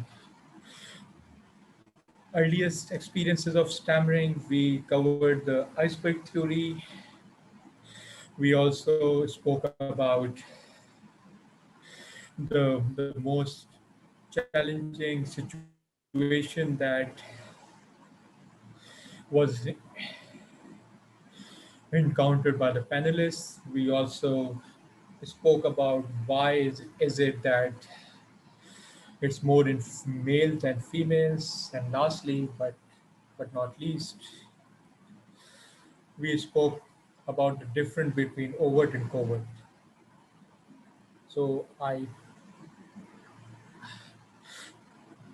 hope that this discussion would prove beneficial to the audience, and and and thank you very much to each and every panelist, Alan, Michael, Chris, for your excellent insights and experience.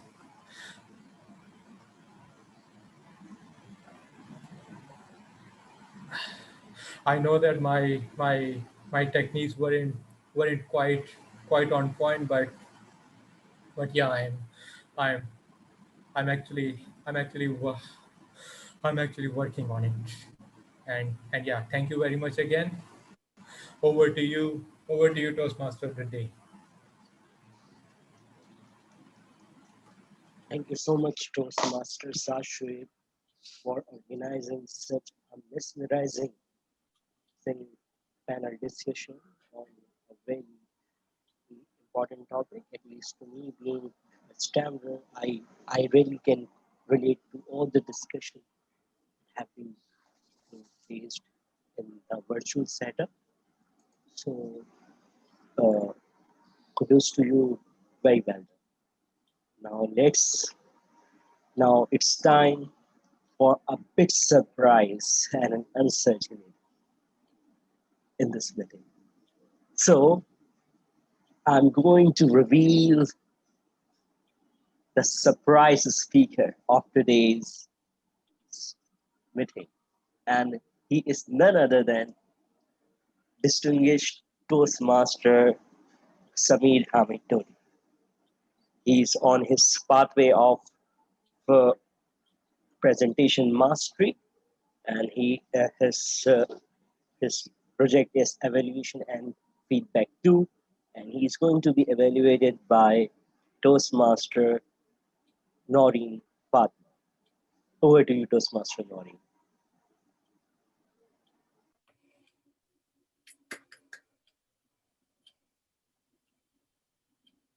Toastmaster Noreen, you know the drill. You'll have to fix your mic. Yeah. You're not audible, Toastmaster Noreen.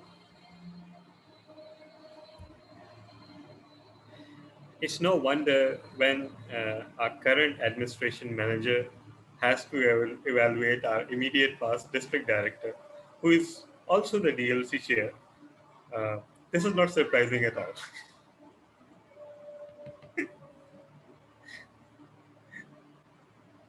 But trust me, DTM Samir, this is kind of routine with Toastmaster Noreen. Her audio gives out and then she has to log in again. So she's not that much scared, I hope.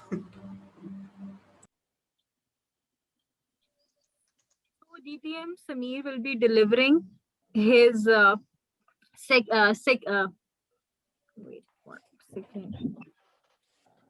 The DTM Samir will be delivering his level 1 project 3 from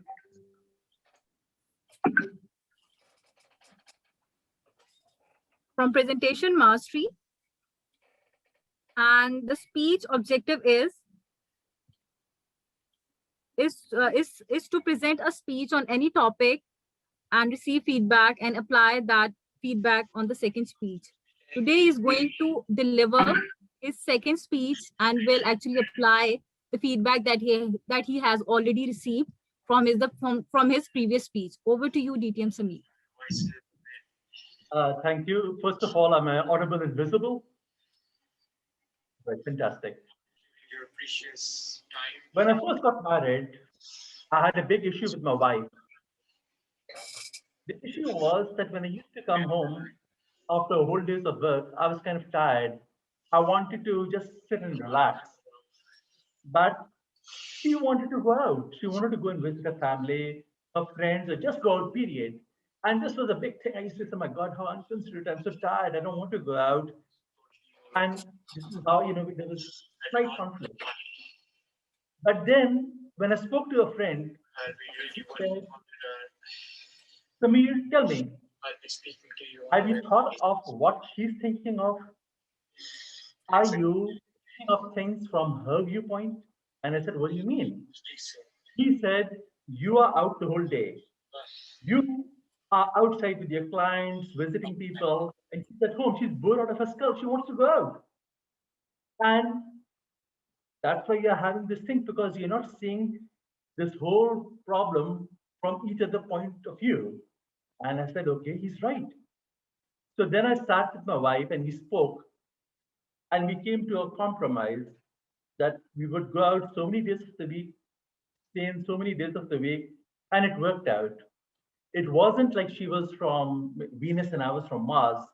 It was just that we were not looking at each other's viewpoint. And you see, as soon as we walked a mile in each other's shoes, we realized that we were not being unreasonable. 25 years later, I'm still married to the same wife. And I must say that this is one of the secrets. You have to look at how the situation is from the other person's perspective. At times, when you look at the other person's perspective, you find that maybe some unreasonable position might be very reasonable. Let me give you an example. Many years ago, I had a peon in my office. When I came in one day, he was reading a paper, really laughing and smiling. And I said, hey, what's so funny? And he said, you know what? These two cops, they've been killed in a shootout. And I said, and you think that's funny? You think that is something to be happy about? What kind of person are you? He was silent, but then he replied. He said, sir, you have a car, you have a house, you have contacts. What do you know how a poor man feels? He said that a poor man, if he's walking in the middle of the night going home, a policeman can stop him. They'll force him to empty his pockets for checking, and then you'll find that 200 or 300 rupees he have disappeared. If the poor man tries to argue with the police, he'll get slapped around, or perhaps they might find a piece of hashish in his pocket, and then he'll be in really big trouble. So do you think that we should love the police? And I was silenced because I realized that if I was in his position, I might feel pretty hostile to the police too, just for the crime of being poor. And sadly, in many countries, if you're poor, that's the biggest crime of all. Now, I don't agree with the man, still don't, but I understood why he felt that way, why he felt that hostility, that anger, that rage, and the happiness on seeing a policeman being killed. Many other times, age and personal experiences give you a separate perspective. When I was young, about starting my career, I had gone to visit a business contact. I was talking to him about a certain case, and he began suddenly to just talk about his son, who was 5 years old, and that young boy had died 6 months ago. And as he spoke, tears started rolling down his eyes, and he began wiping them off. And of course, I put on a social mask like, oh, I'm so sorry. But inside I was thinking, man, I hardly know you. Can't you keep your emotions in control? What's wrong with you? But you see, I was a different man at that time. I had not lost anyone who was close to me. I wasn't married. I didn't have children. A few years later, my father died. And when he died, I felt a part of me also died with him. I was depressed for many weeks.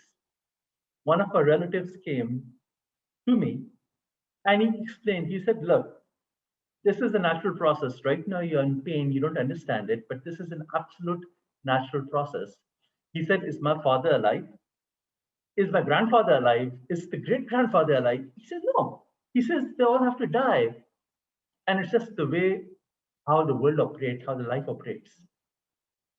At that time, It didn't make sense to me. But as I was in so much of pain, but now I realize he was right. But how unnatural it would be to bury your child. How terrible it would be to say goodbye to the flesh of your flesh, the blood of your blood. That man was sitting there, his heart was bleeding in front of me, and all I could think was that, gee, can't you keep your emotions in control? I still feel shame and anger at myself for even having thought in that manner. I guess I was young and stupid. I didn't realize it. Now I do.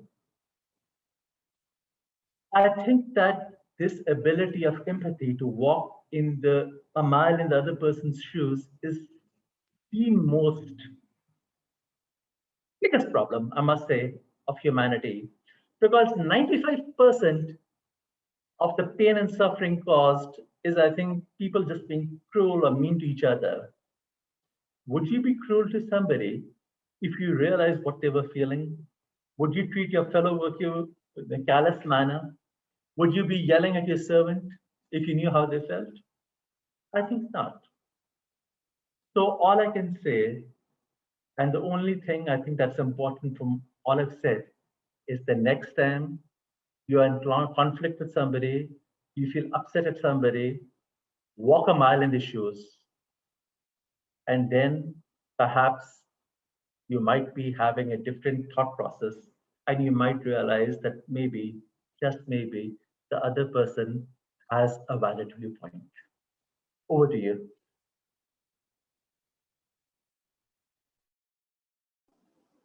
Thank you so much, distinguished Toastmaster Samir. I must say you deliver a very great speech. I can sense the experience that you have put on in this speech.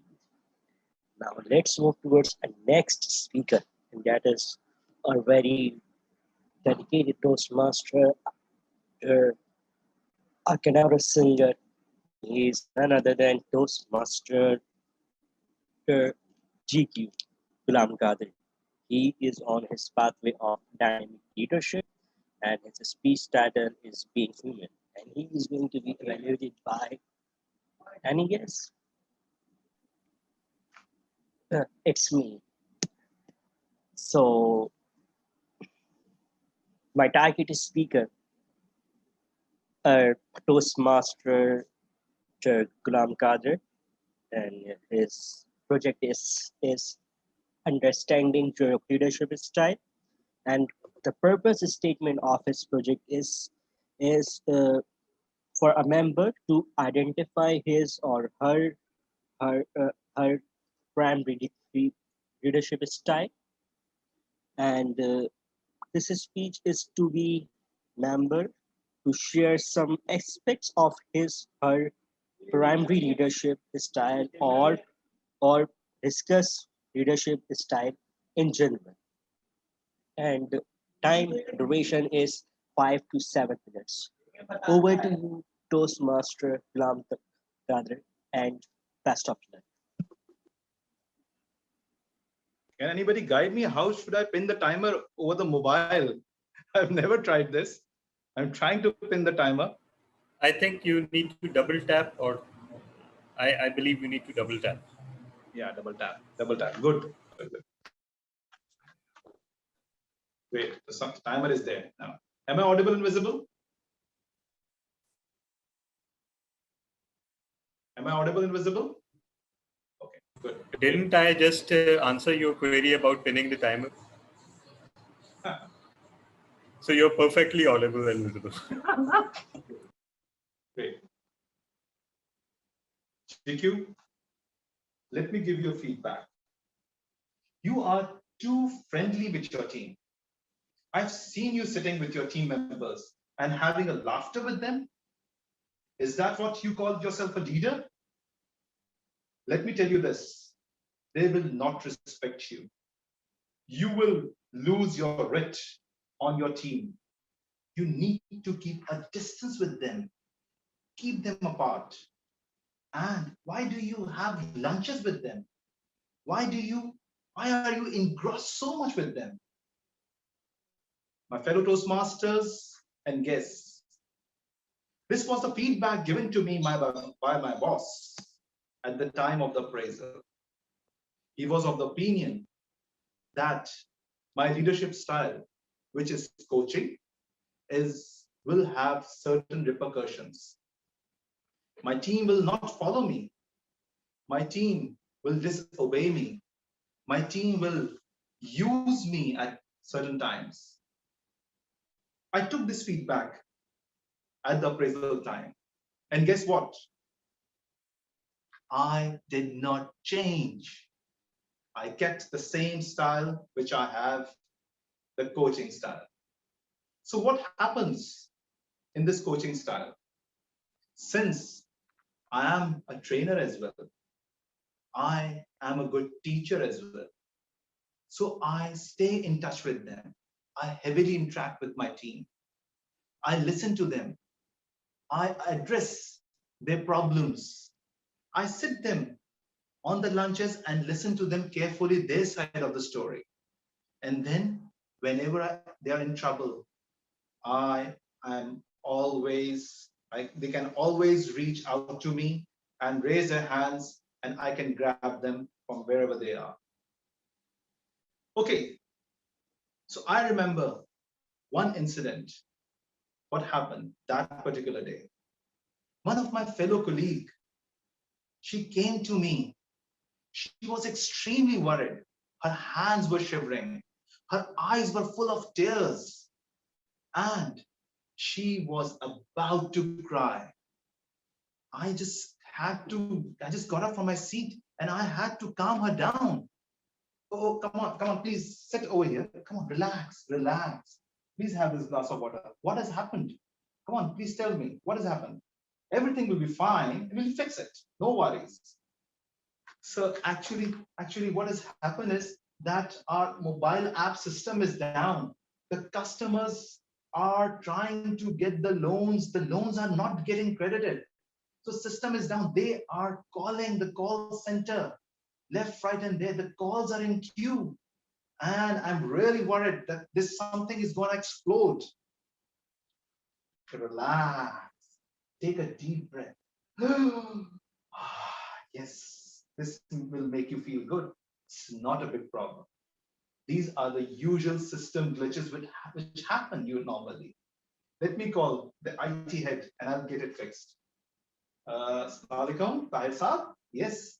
So are you aware of this system glitch? Okay, you are aware of this. So how quickly you can fix this? Another 5 minutes? That's perfectly all right. I'll align the call center head over the other phone, and then call center head will also manage this issue. Yes, are you aware of it, this issue? Okay, so no worries, this issue will be fixed in the next 5 minutes and we'll handle it. This was the issue and it was sorted out within the next 5 minutes. That's the leadership style which I have. Another time, when we launched a sales campaign, we received bulk of applications. So I visited my operations department and I saw piles and piles of applications over there. Everybody was hiding behind the applications and there was a lot of stress. So the operation head took me onto the floor and told me, sir, so many applications have come. If we are unable to fix this, we are unable to get these applications out of our bucket, we are going to get customer complaints. So what happened next? I called up all my team members from here and there, and I rolled up my sleeves and I went into the action. So let's start working, guys. Let's do it.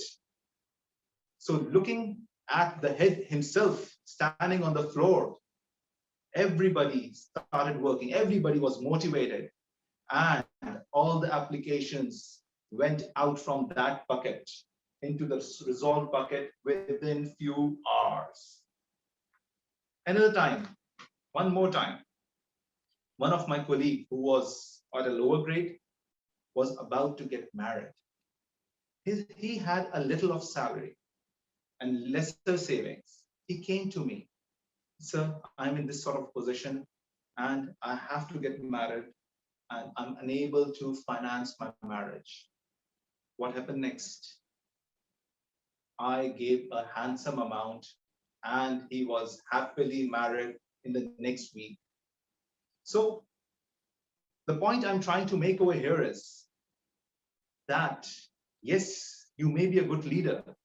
You have to be a leader in these circumstances. But don't forget that at the end of the day, we all are human beings. Every colleague and every subordinate of ours need a human element. We do not need to break this bond. In fact, we need to make this bond stronger. We need to be human. Over to you, Toastmaster of the day.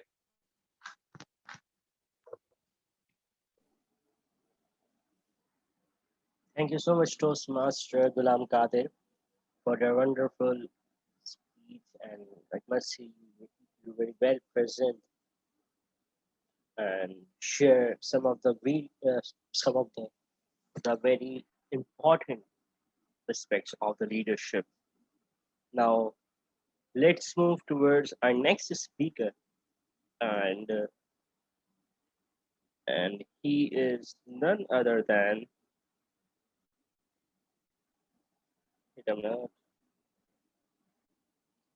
Yes, he is none other than distinguished Toastmaster Talha bin Hamid, and he is on his pathway of motivational strategies, and his project is of motivating others, and his speech title is Moonshot.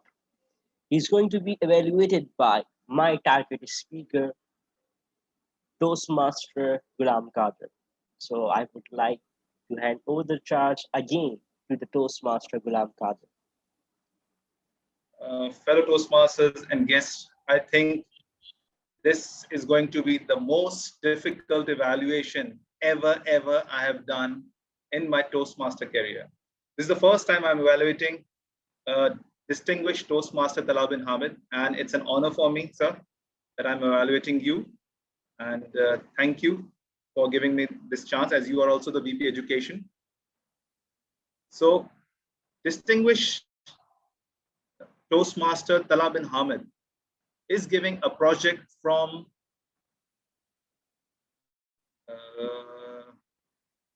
let me just figure it out. I just motivational strategies. The agenda. Yeah. Motivation strategies level 4, and let me just open the evaluation sheet.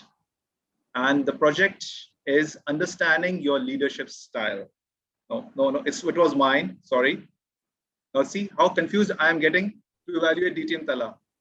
So his project is motivate others, and the purpose of this project is to practice the skills needed to motivate team members through the completion of a project, and to share some aspects of his or her experience motivating team members through the completion of a project.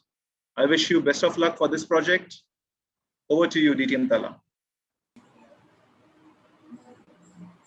How many of you have heard the name Michael Schumacher?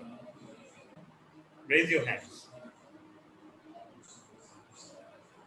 He's the 7-time Formula One world champion and considered by many to be the greatest F1 driver of all time. Second question, how many of you know where he is these days? Okay. Toastmaster Ghulam Qadir. I think he got a coma after he's in coma, state of coma after that accident. Exactly. He is in a coma since 2013. Since 2013, think about it. And why? Not because he was in an accident in Formula One, although he almost caused many accidents. His career is full of controversies. But he got hit on the head as a result of a skiing accident. And which makes you wonder, Formula One is a pursuit of professional excellence. And skiing is also a pursuit of professional excellence, perhaps with a bit of a leisure element for Schumacher, because clearly he was not vying for becoming the world champion of skiing. He was just entertaining himself. But doesn't that make you question, is that worth doing it? Our greatest climber ever, Satpara, he recently perished on K2 attempting a difficult wintertime climb. And honestly speaking, it makes me wonder, is it really worth it? Are some things risking, are some things worth risking our life for? Especially if they just add a certificate or a plaque against your name with absolutely zero benefit to humanity. Over a number of years, my view about human pursuits have changed drastically, and they have become, as you can see, somewhat controversial. I firmly believe that one should not risk their life for anything, no matter how aspirational it is. And perhaps mountain climbing, or skiing, or boxing, or even football are such sports which risk result in a deliberate risk to human life. So why have such pursuits when you can have other pursuits? And Toastmasters is also a pursuit. But the best thing about Toastmasters is not only you have an unparalleled sense of personal achievement, unwittingly you end up benefiting the community as well as a result of your efforts. How come? You serve as a leader either in a club or at a district level. You evaluate someone, you give feedback to someone, you perform the role of grammarian, or you are a speech evaluator. No matter what you're doing, you're not only pursuing your own personal excellence, but you're also benefiting someone else. And to me, at least, perhaps human time and energy and life should be expended towards such endeavors only. So next time you're pursuing your passion, ask yourself, is it just for me? Is it for an adrenaline rush? Is it for a few moments of temporary entertainment? Or is it something that will not only entertain me, enthrall me, but also benefit humanity? Which brings me to my pursuit, which I started in July 2020. When I ran for VP Education of this club, especially while being elected as a program quality director for this year, I had a very clear vision. And yes, that vision was a mixture of personal and professional goals and community goals as well. The reason I ran for VP Education was because I wanted to take Karachi Toastmasters Club to the very top of worldwide rankings in every respect. So the next step was recruiting a team, and luckily I didn't have to do that. The team was already there. Our wonderful ex-com, my partner in crime, Toastmasters Ajfair. Trust me, you have absolutely no idea how closely we have coordinated on our ranking. We have Toastmaster Imran Rana, who is pretending not to hear me right now. We have our president, Toastmaster Rumsa Kaval, and all of us had this single-minded pursuit. KTC had 80 educational awards last year, which places it in an all-time list at 19th number. This time we wanted to try for top 10. So we developed a strategy. We developed that a minimum number of projects. We put several people on fast track to DTM and we continuously motivated them. And you know what's the best part? The best part is that our members responded far more enthusiastically than we even engaged them. And we couldn't be luckier in that respect. Our XCOM is single-minded towards taking Karachi Toastmasters Club to the top and keeping it there. And I couldn't be luckier to be able to work with such a team. So did we get there? Of course we got there. For exactly 1 week, we were the #1 club in the world in terms of certifications. But then some dubious Chinese clubs swooped in and suddenly added 25 certifications to their total. So even if we lose to such people, honestly, I don't mind. Because here at KTC, we earn everything and we do everything fair and square. But where we are right now, because all of you saw the announcement of us becoming #1, right? That was a few months ago. Remember what I said.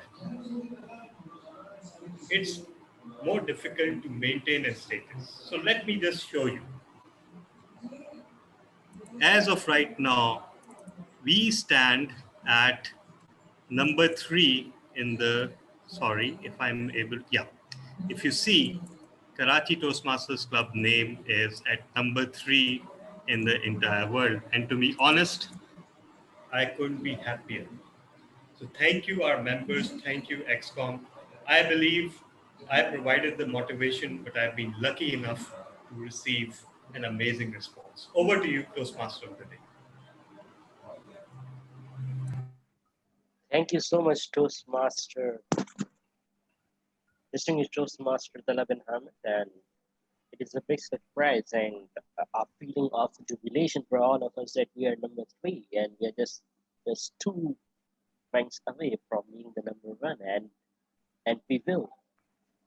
And now let's move towards our next and the last speaker, prepared speaker, and she is none other than a very dedicated Toastmaster Hiba Rais Khan, and she is on her pathway of presentation mastery level 3, and her project is Introduction to Toastmaster Mentoring, and her speech title is My Life, My Mother, and she is going to be evaluated by Toastmaster Imran Raza.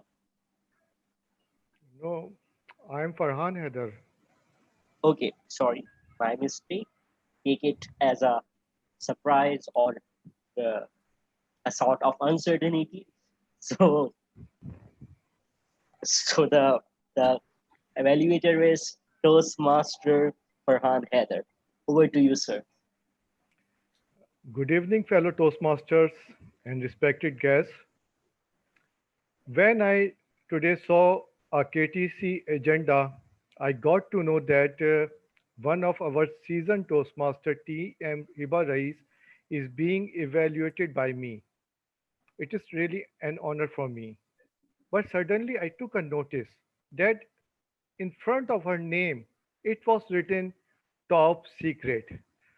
So I was a bit bewildered, but TM Ali Asher has been revealed the secret. So her speech title is My Mother, My Life. Again, it is very touchy, very sensitive, and close to her heart. And I'm sure that everybody would love to listen her.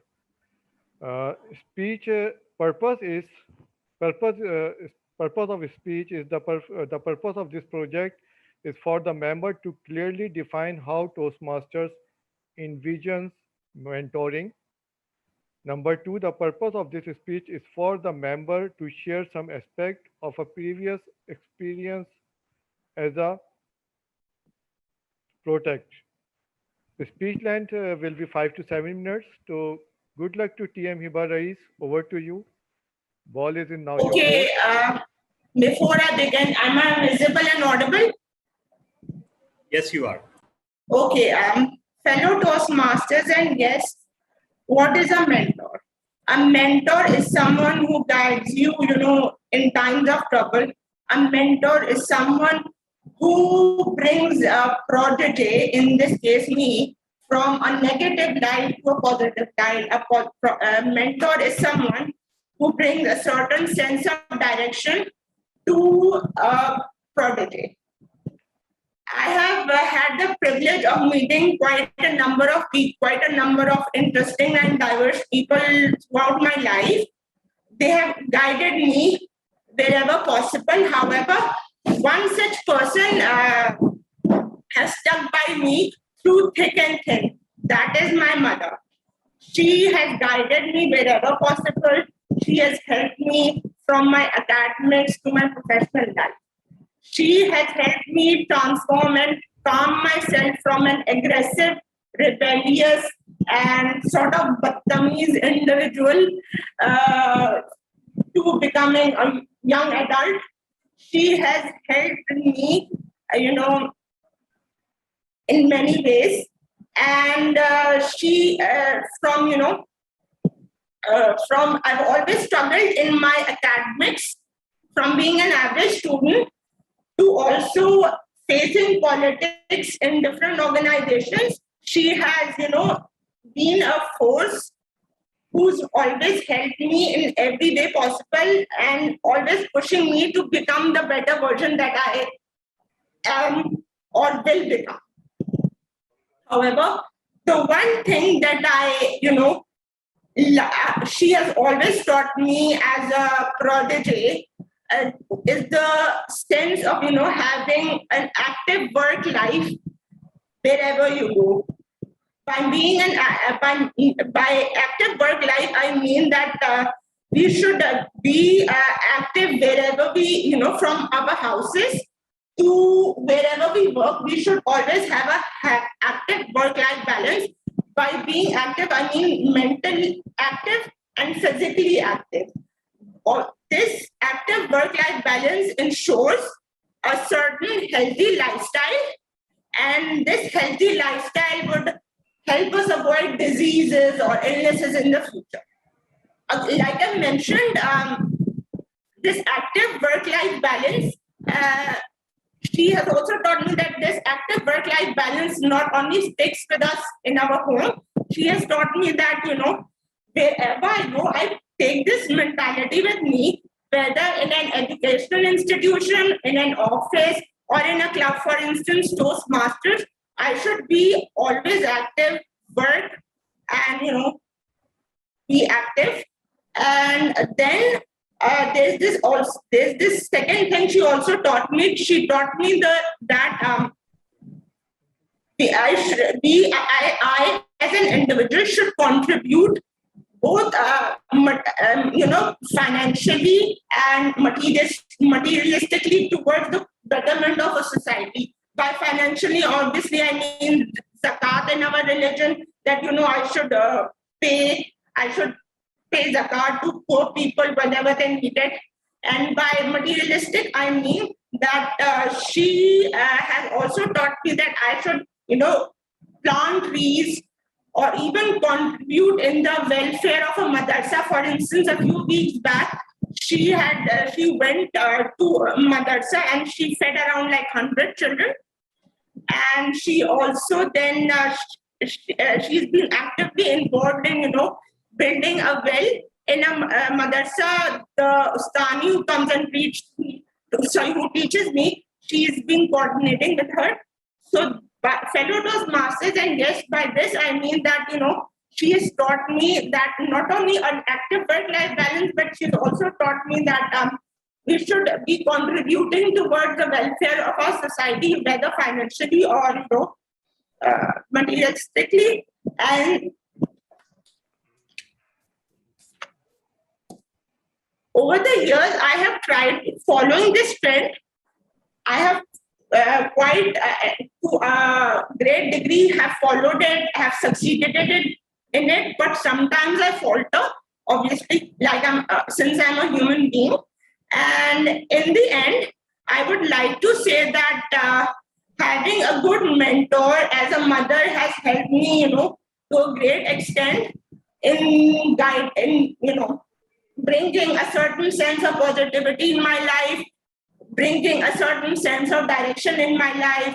A good mentor also helps you in clearing the life objective that you have set in your life. And once when your life objectives are cleared, you can climb the ladder of success in a more rapid way. And also a good mentor helps you overcoming obstacles in your life. Thank you.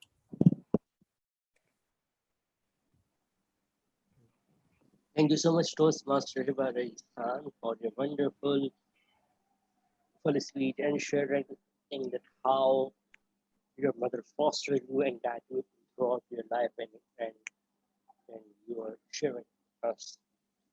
So now it's time for a very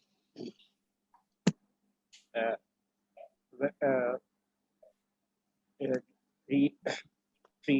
important time for all of us, as it's time for the voting. So I request Toastmaster Saad to please put the vote. I know it is going to be a very bewildering especially for all of us. Please ask for qualification. Okay, sorry, my bad. Take it as an uncertainty. So I request Toastmaster Imran Rana to please share his report and tell us whether all our speakers are qualified or not. We have one speaker who is over time by 4 seconds. He is DTM Talha. His time was 7 minutes and 34 seconds. Okay, so as an acting president, of course, I will allow that. No, actually, I won't allow that. That's a disqualification. Okay. The rest of the speakers are qualified. Everyone, please vote in 5, 4, 3, 2, 1.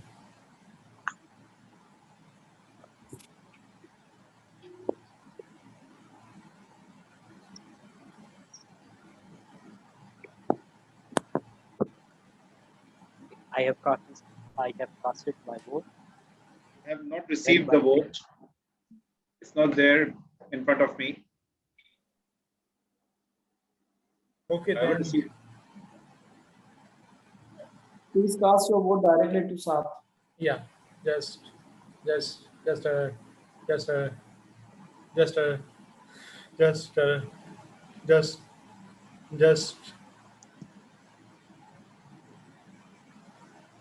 you can text me the vote. Okay. Yeah. 5 more votes to go, everyone.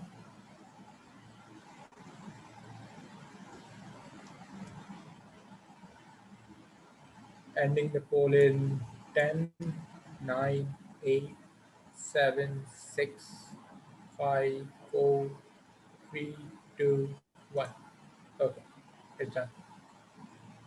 Thank you so much, Toastmaster Sashwin, for being our vote counter.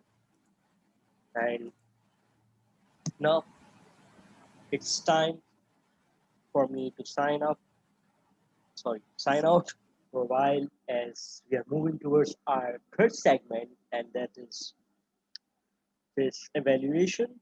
So I would like to hand over the charge to a very dedicated, a new, and a very charming Toastmaster, our general evaluator for today, Toastmaster Muhammad Azhar Khan. Over to you.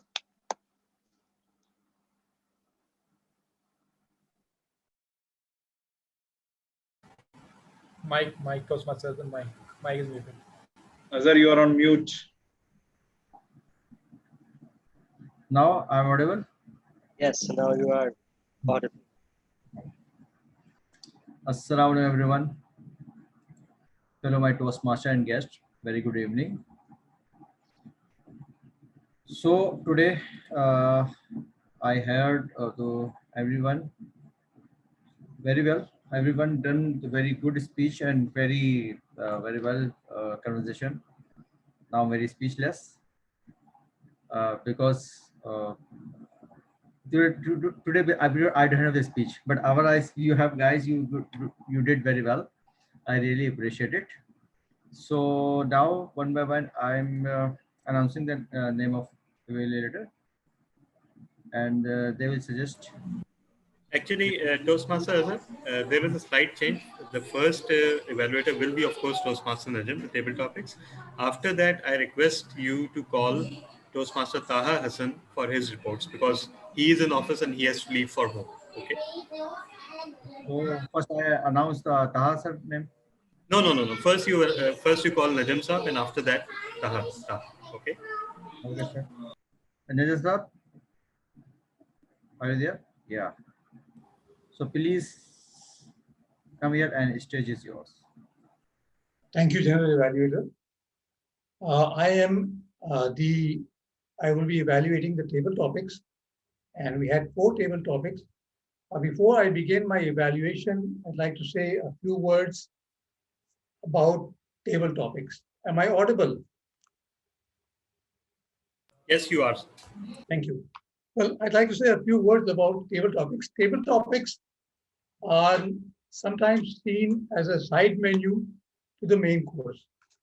But actually, table topics are just as important as the other 2 segments. The great thing about table topics is that they really teach you to think on your feet. That's the most important aspect, or the most that I feel is about table topics. So many times we are bewildered as an afterthought, oh, I should have said that at that time. But this is exactly what table topics teaches you. What you should have said, when you should have said it, not afterwards. So with that intro, I'd like to begin my evaluations. The word of the day was bewildered, and truly the topics were bewildering for the speakers. Our first speaker was Toastmaster Mariam Arif, and the first word she got was Albert Einstein. She put a different spin on it, how the word or the name Albert Einstein is used by her mother. So that was a very good way of tackling the topic, as we could expect from somebody like Toastmaster Mariam. She is always a confident speaker. She was able to not only start confidently, she had a body. She didn't show any nerves. She was also standing in front of the camera instead of sitting down. So, I mean, the only point I could suggest was that in winding up the speech, there wasn't a clear conclusion. So it's challenging, like especially the topics given today, the way the topics were given today. So you did very well, but this is just a suggestion. The next speaker was Toastmaster Samir Lagari, who was making his debut as a table topic speaker today. And I can say that he opened very confidently. The first word given to him was communication, and he started speaking about how communication has been a challenge for him. So he had a very confident opening. And then he just got lost a bit.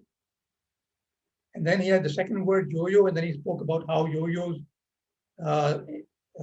he had yo-yos in his childhood and how he always thought about them. So you accepted the challenge of speaking. You started confidently with both the words. But as a table topic speaker, you need to string together the entire speech together in some way. Not have gaps in your speech. It's a challenge. This is a real challenge of those table topics, to continue speaking and speaking relevantly also. But as a first speech, you did very well. The third speaker was the perennial guest, Toastmaster or guest Mariam Aftab Kidwai. And her first word was flabbergasted, and she was truly flabbergasted by that word. But she wasn't nervous in her opening. She was confident, but she let herself down in a way, and I felt she let herself down by not accepting the challenge of speaking on the topic. She started speaking about the table topic master, and her next word was rickshaw. So that really shook her up. But tons apart, I suggest that whenever a table topic is giving, accept the challenge. The first thing is to accept the challenge that you will speak on that topic. That's most important. If you think you can't speak on that topic, then you'll never be able to speak on a topic. So the first thing is to accept the challenge, and then that's the first step. And whether if you accept that step, you will be able to speak on a topic. And then and our last and final speaker was Toastmaster Hina Ali. Hina Ali is a confident speaker, always calm and composed, clear, calm, and composed. So the 3 C's, she always has 3 C's. Her topic was Meghan Markle or Markle, and strung together what was that Princess Bride and Digger. She chose to speak about the acting career of the Markle, and she couldn't recall the name. Toastmaster Saad apparently is also a vivid Hoots. Hoots. He also watches these soaps, and he reminded her. Anyway, but she spoke very well. She stuck to her speaking on her role as an actor. What I liked about her, she didn't speak on the word gold digger, because has a negative connotation. And I wouldn't, as a Toastmaster, I wouldn't suggest you speak negatively about anybody. So that was a wonderful speech. That's all from me. Over to you, General Evaluator.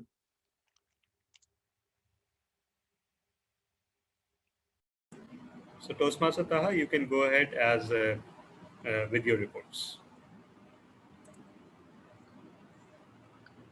Thank you, Mr. Tala and General Evaluator. So today I had 2 roles, one the word master and the listener. So first I'm going to present my report on the word master.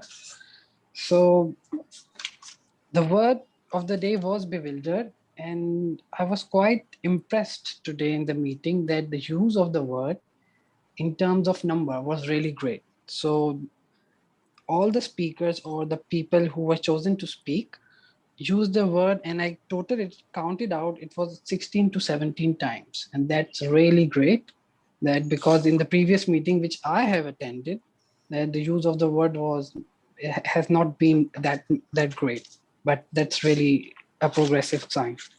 And second, my report on the listener will be a type of questions that I'm going to ask you people, and you have to guess who used that sentence or what answer it is of that.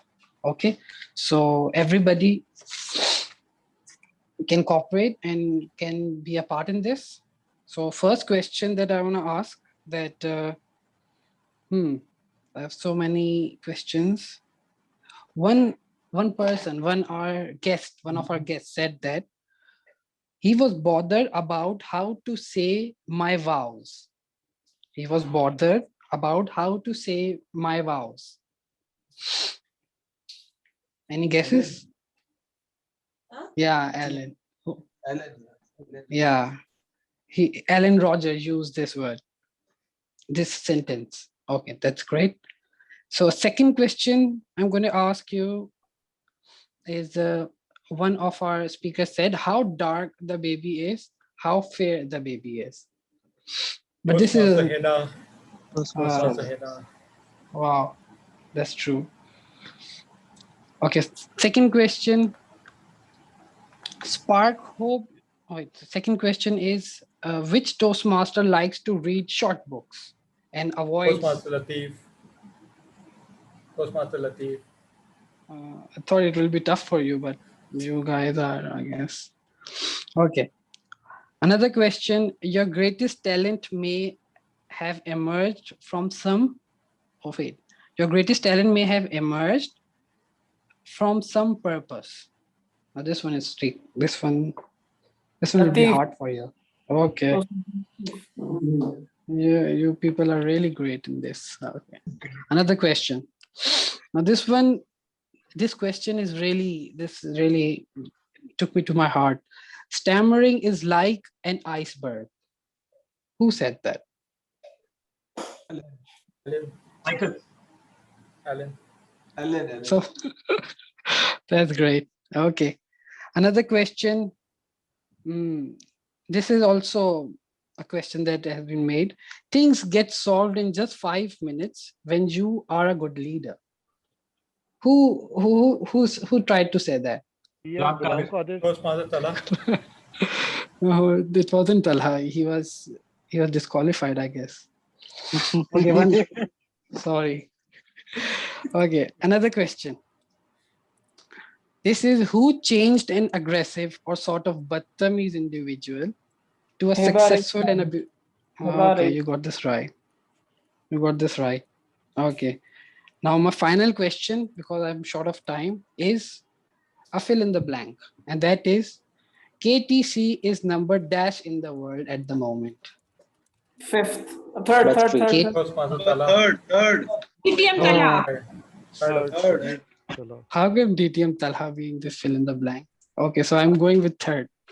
So you guys were a great listener in this meeting, and that's all for my report. It was really great being in this meeting today. Thank you, and over to you, General Evaluator.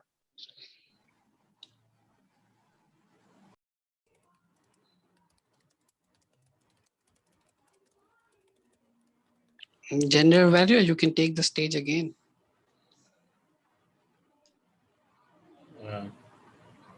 Toastmaster Azhar, are you there? Yes, Yeah, he's there.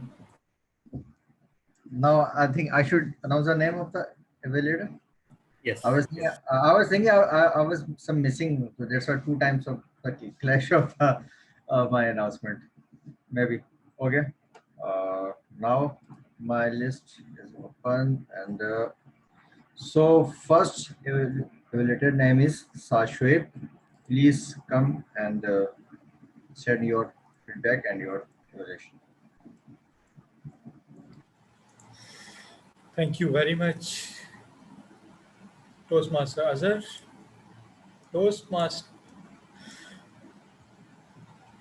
Master Kareem, PR.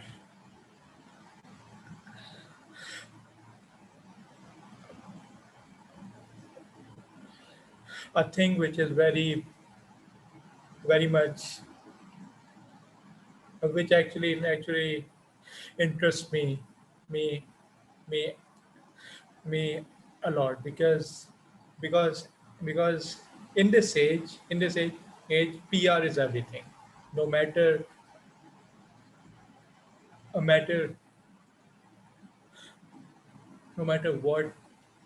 whatever you do. So you started off a bit confused about your content, but then you got into action quite instantly.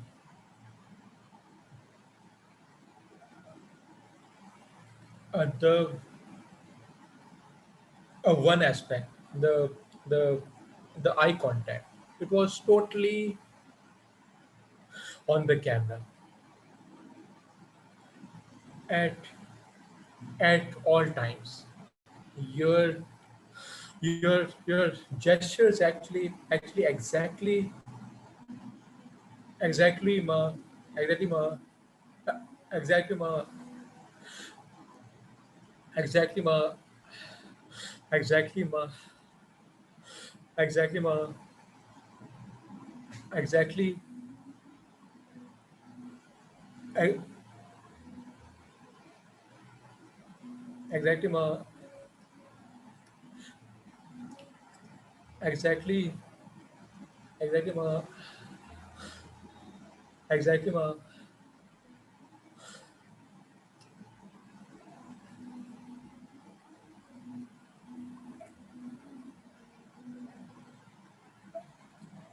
exactly over over according to the content.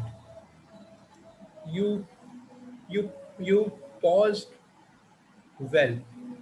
So that actually engaged the audience.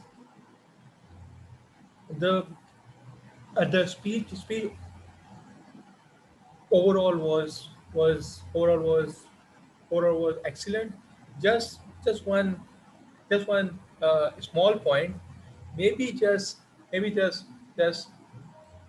more more more speaking, less content, but but but all in all, excellent job. That's about it. Over to you, Toastmaster Azhar.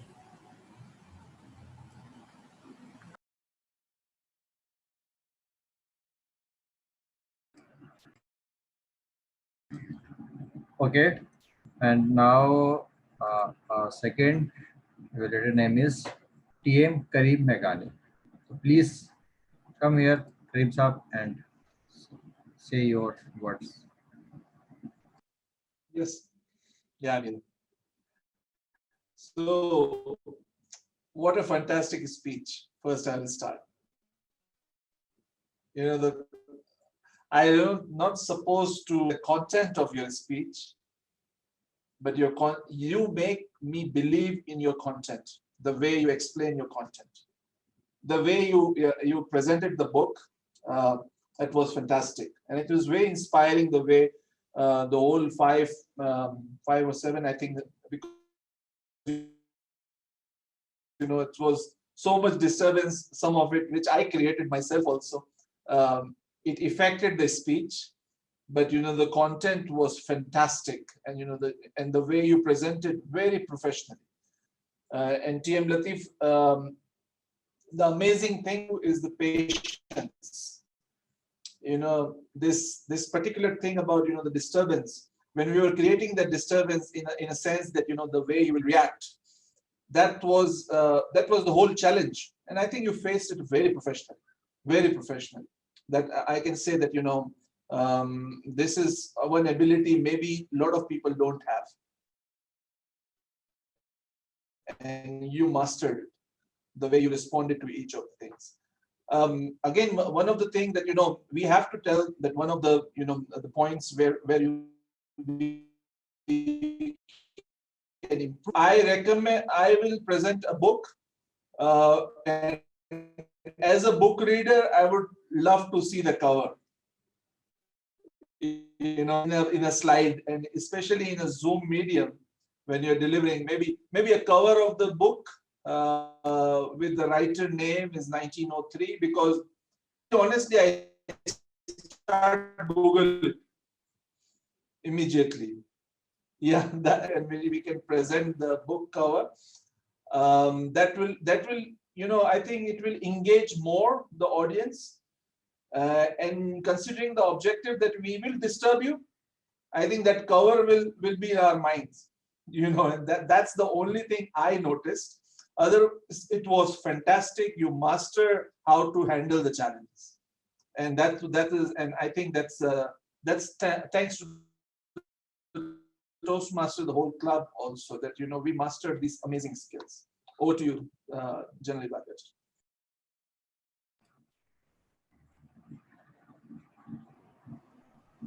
So now our next orator is TM Imran Raza. Please come. Am I audible? Here you are. Am I audible? Okay. Thank you, very much, Toastmaster Azhar. Before I start my evaluation, I want to ask, do you guys know any famous personality who stammers? Anyone who knows? I know. Yes, I know. Joe I Biden. know. Joe Biden, of course. Joe Biden, Winston Churchill. Okay. Once I was seeing an interview of Hrithik Roshan. He used to stammer, if you guys know, a lot in his childhood and still. And what has made him come out of it was daily practicing few pages. And he's still doing it now. I also saw a movie named King's Speech. In that, a son of a king has to take over kingdom, and he used to stammer. And how a teacher transformed his weakness to his strength. It was an amazing movie. If I was in the panel and Shoaib has asked me to give any remedy or solution, I would have said that support from family and friends is very important in this scenario. So, TM Saad Shoaib, your project purpose was to arrange a discussion with at least 3 panelists, and I must say you did an excellent job. I believe you are a fighter and you are doing really amazing. You seems to be very confident while having this panel discussion. Your voice had clarity. You have moderate panel discussion very well. You did amazing job taking audience attention from start. Although the discussion was very, very long, but still it was very interesting, especially the content of the discussion was very knowledgeable, I must say. The panelist, Alan, Michael, and one other was very amazing, and they share some amazing life experience, like explaining myths of stammering, their fears and psychological impact. It was really amazing and I must say knowledgeable. However, one thing was missing, that instead of asking same questions from all, you could have asked different questions to different panelists and they could have gave more knowledge on this topic, I guess. Overall, everything was amazing and I congratulate you for completing your project. And I must say that you are one of the shining stars of KTC. Amazing. Over to you, General Evaluator.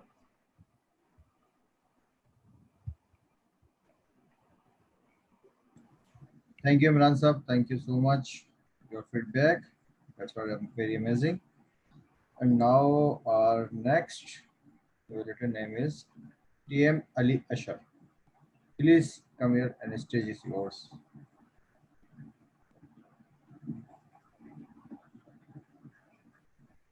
Ali Ashar.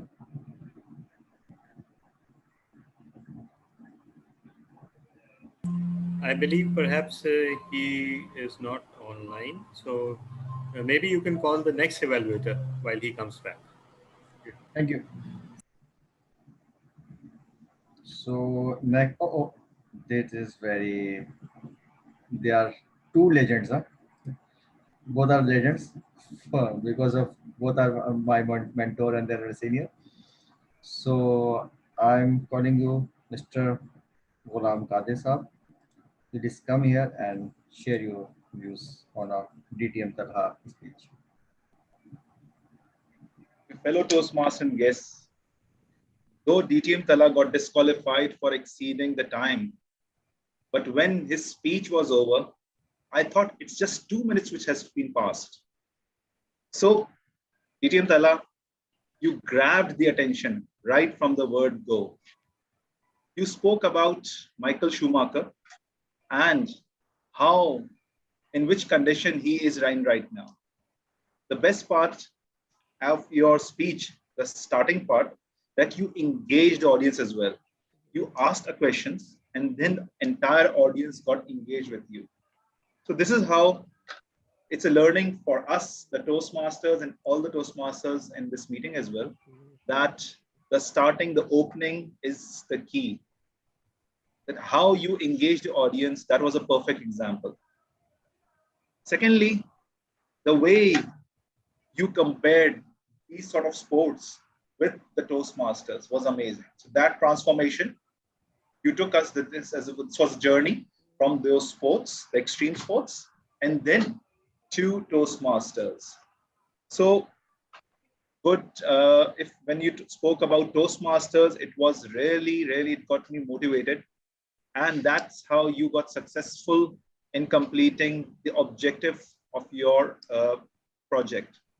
It was to motivate others. And yes, let me tell you, at the end of the speech, I have got really motivated, especially when you spoke about that, yes, we were number 1, but we are now on number 3. Despite that, we are not doing any dishonesty. The other clubs may have done some sort of a dishonesty and they have come onto the top, but the members of the KTC are really proud of this position as well. So overall, an excellent speech, I must say. I really enjoyed it, thoroughly enjoyed it, learned some key tips from you regarding especially the engagement of the audience, the way it was delivered very fluently, the very engaging, the words which you spoke quite looked like very chosen words. The vocabulary was excellent. Your body language and the movement and the use of the stage was altogether of like a professional speaker.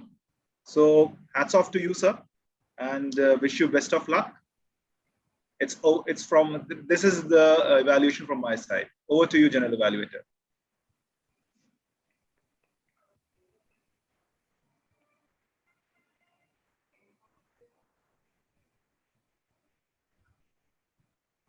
Sorry, I'm audible? Yes. Yes, you are. Okay, my next written name is TM Farhan Haider. Please come here, Farhan, and please share your feedback. Fellow Toastmasters, TM Hiba Rais, it is really an honor for me to give feedback for his speech. And I have already said that your topic was really touchy. It was touching our heart. And we all know the importance of mother, and especially parents and who don't have mother, they really know that how they feel without mother. So we all should respect our mother, and this is really a precious gift from God. So TM Ibarais, as you are seasoned Toastmasters, you speak very well.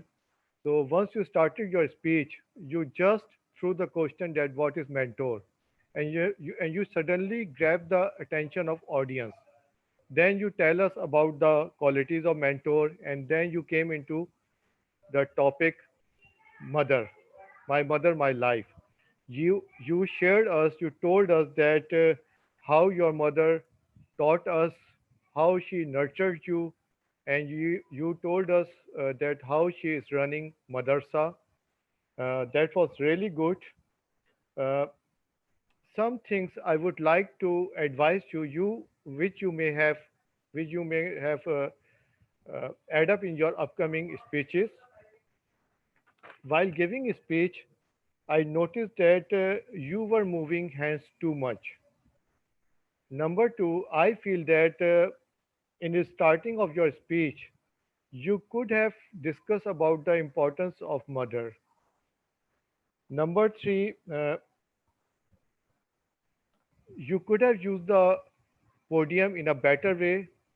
Throughout your meeting, your speech, you were standing in one place. Otherwise, your speech was really good, and hats off to you. Congratulations. Over to you.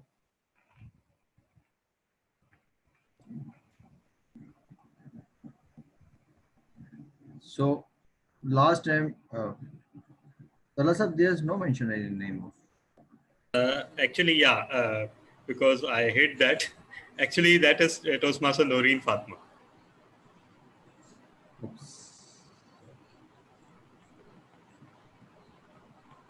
Please, when Fatma, come here and share your feedback. Hello, Toastmasters and distinguished guests. Assalamu alaikum. Today, I will be evaluating the speech delivered by a very seasoned Toastmaster, a very eloquent speaker, a man who is known for his elegance and dignity. Yes, I'm talking about DTM Sameer. What a great speech it was that we have witnessed today. What a lesson we have learned, a great message today by during what a great lesson we have actually learned by the speech delivered by DTM Sameer, that whatever situation, whenever we have a conflict with someone, we need to think about, we need to respect the other person's perspective. Yes, walk an extra mile into someone else's shoe. It was a well-structured speech.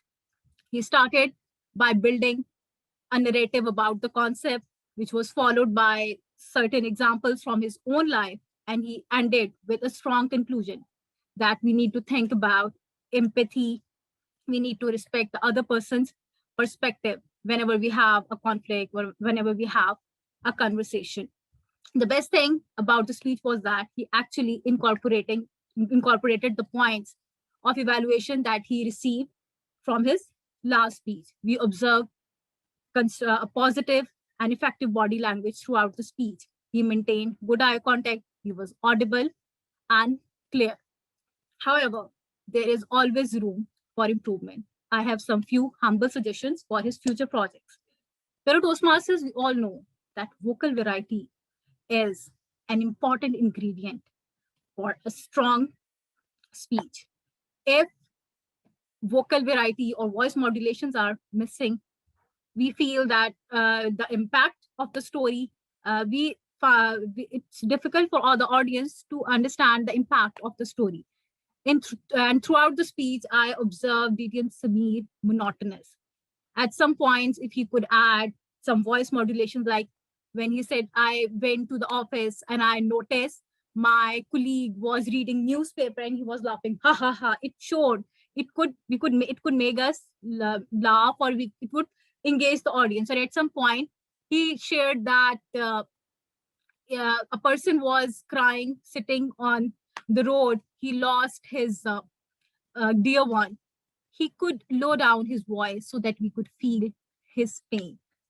And one more point is that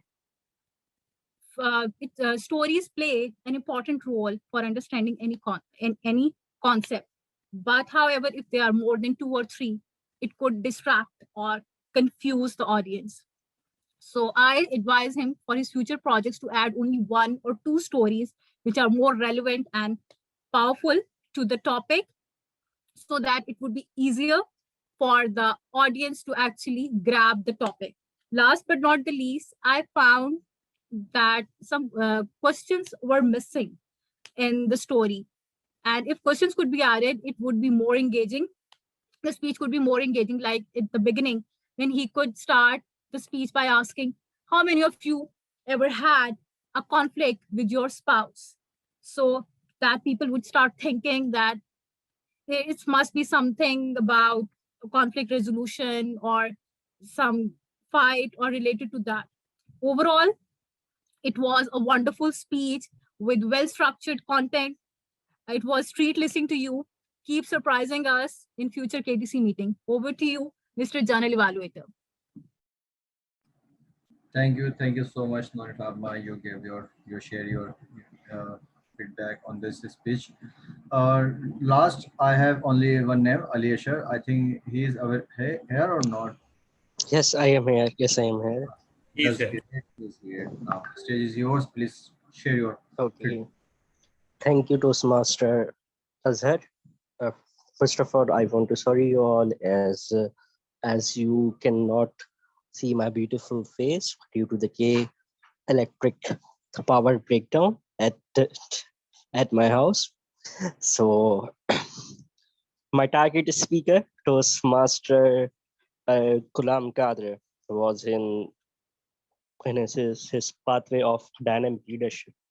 I must say that you are a leader, and I was mesmerized by the start of your speech. You just hooked up with the act you delivered at the start. The start was captivating and very good. Your eye contact was good. You was comfortable with the virtual screen. Your body language, hand gestures were pertinent and to the point.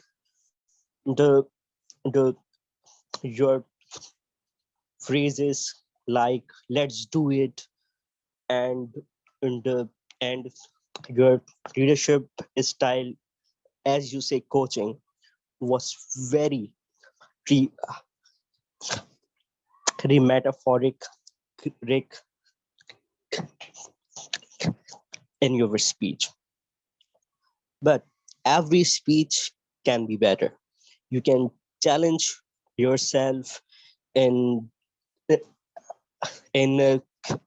creating more stories and a little bit of vocal variety with the second person when you act.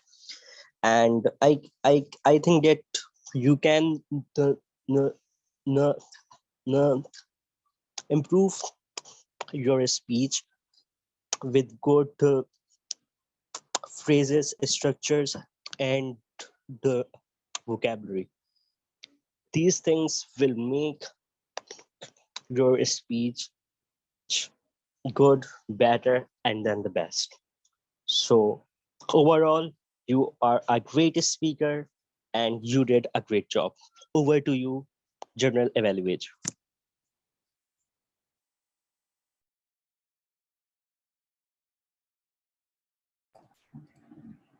Thank you. Thank you, Ali. And now I have few names of other persons. Ask for qualification. Yes, ask whether all the evaluators qualified. Okay. Okay, you can tell Mr. Timer instead of suggesting to ask. Except Toastmaster Noreen, everyone is qualified.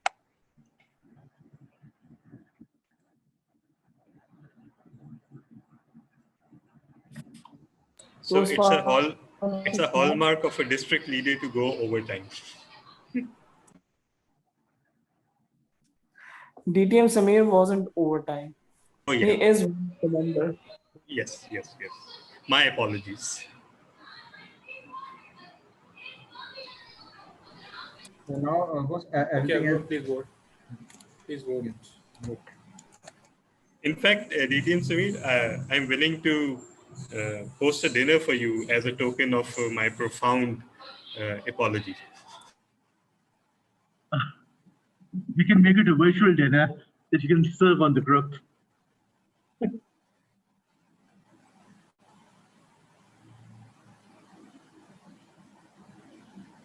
Okay, everyone, please vote. Keep the votes coming. I can understand you apologize. I am not getting the polls. Again? Okay, text me, message me. I'll do that. Yes.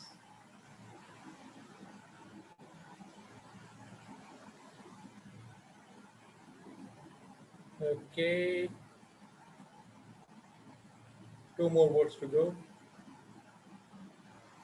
Ending the vote in 5, 4, 3, 2, 1. Thank you very much. PM Saad, you have very lovely shades. Okay, thank you very much. This is just a new thing I'm testing out.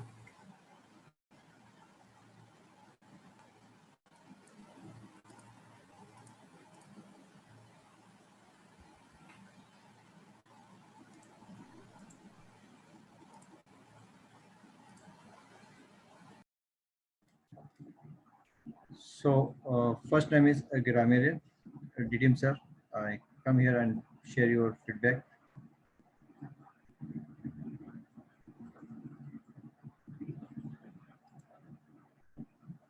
Mr. Grammarian, DTM Talha.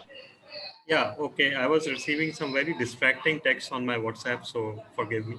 Anyhow, so I'll present my grammarian's report. Thankfully, it will be short because truly I have found very few grammatical errors, and I don't think that was lack of attentiveness on my part. It was because of the sheer quality of the speeches and the discourse today. So someone said, listen the speeches, could have been listen to the speeches. So much available everywhere, could have been freely available everywhere. Table topics or so could have been perhaps in table topics. Caught stammering by the neck. It was interesting, but perhaps a better usage would be caught stammering by the horns because that is the idiom that we use usually. Someone used servant, which is very, very politically incorrect these days. So maybe you could have used help, household help, or maybe butler or something like that. Having a laughter with them could have been having a laugh with them. I sit with them on lunches could have been I lunch with them or I eat with them. That was it for the grammatical errors. Then there were some good usages, interesting tidbits of information. Using the power vested in me, I stumbled. Mind is like a garden. The body is a servant of the mind, and yes, in this case, the use of servant will not result in cancelling Toastmaster Latif Mansoor Ali. Uh, Covert and overt were beautifully defined. I do not have the exact sentence, but it was amazingly done. I was a different man that day, in callous manner, walk a mile in their shoes. I did not change. So that was it for the good usages. And now over to you, General Evaluator.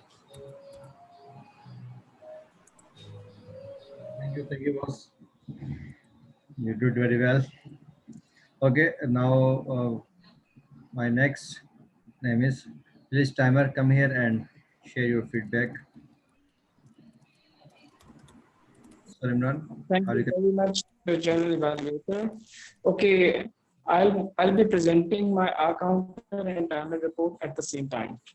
So Toastmaster Mariam Arif was the first table topic speaker. She took 2 minutes and 21 seconds. And her R counters, she used non-filler words, non-connected so 1 time, ums 8 times.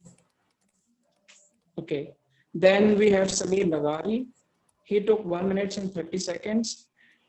His filler words, non-connective ands 4 times, repetitive but and okay few times. Then we have Mariam Kidwai. Her time was 1 minute and 17 seconds in total topic speeches. Her counts are ums 3 times, non-connective so and 3 times, 1 time. Then we have Toastmaster Hena Adi. She took 2 minutes and 17 seconds in her table topic speech. Her counters are ums 8 times, non-connective and 1 time. Then for prepared speeches, Toastmaster Karim Meghani took 7 minutes and 21 seconds. Her filler word, used twice. Then we have DTM Tanha. He took 7 minutes and 34 seconds for his prepared speech.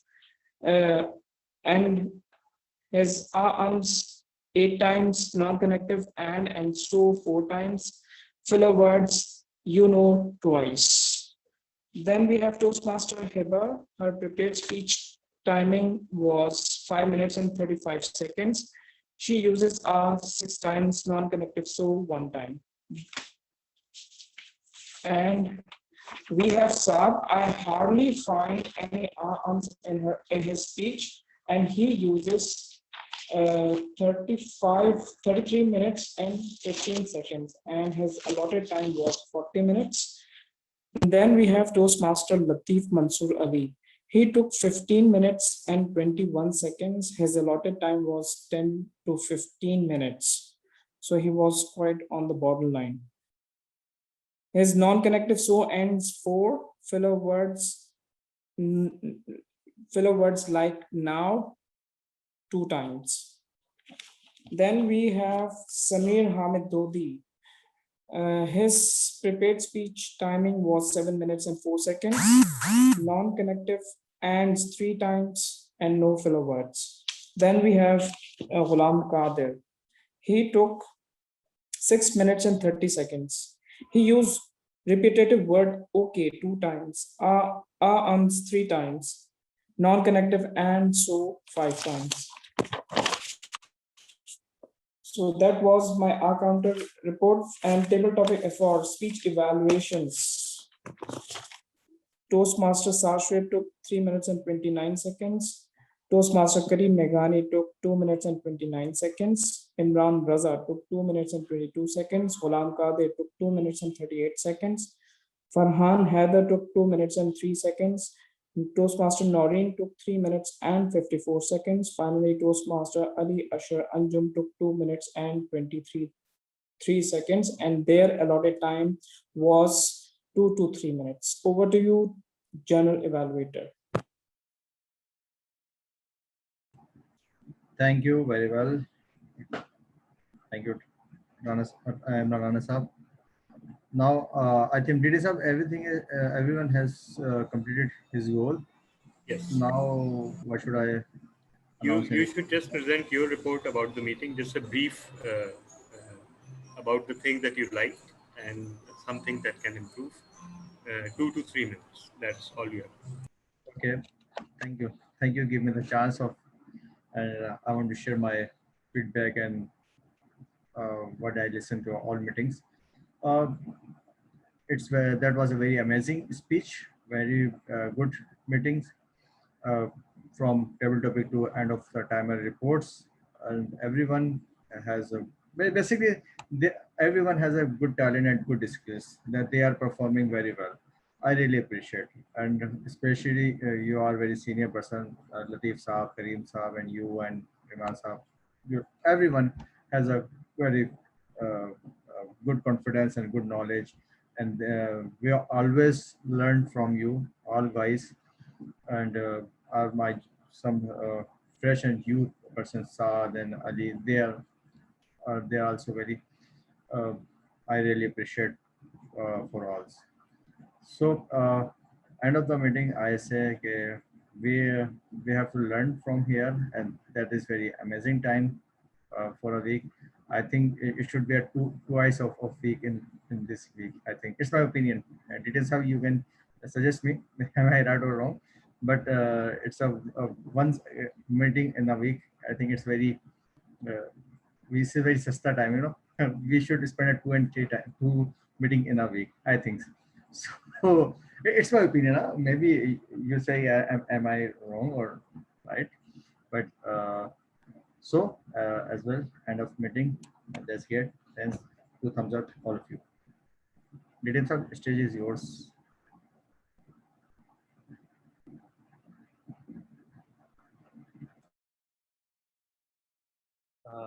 Thank you so much, Toastmaster, Full General Evaluator. Tala, now it's your turn or mine? Yeah, you just give your closing remarks and ask Yes, for votes okay. and hand over the charge. Yes, okay. So we are at the end of the meeting, and the end is certain. So it was quite exciting meeting. Even I have faced the breakdown, and now I am here at right front of you. So certainty and uncertainty are the phase of life, and we have to cater accordingly. So without further ado, I would like you all to please cast the vote for your best Big Four. So we have, okay.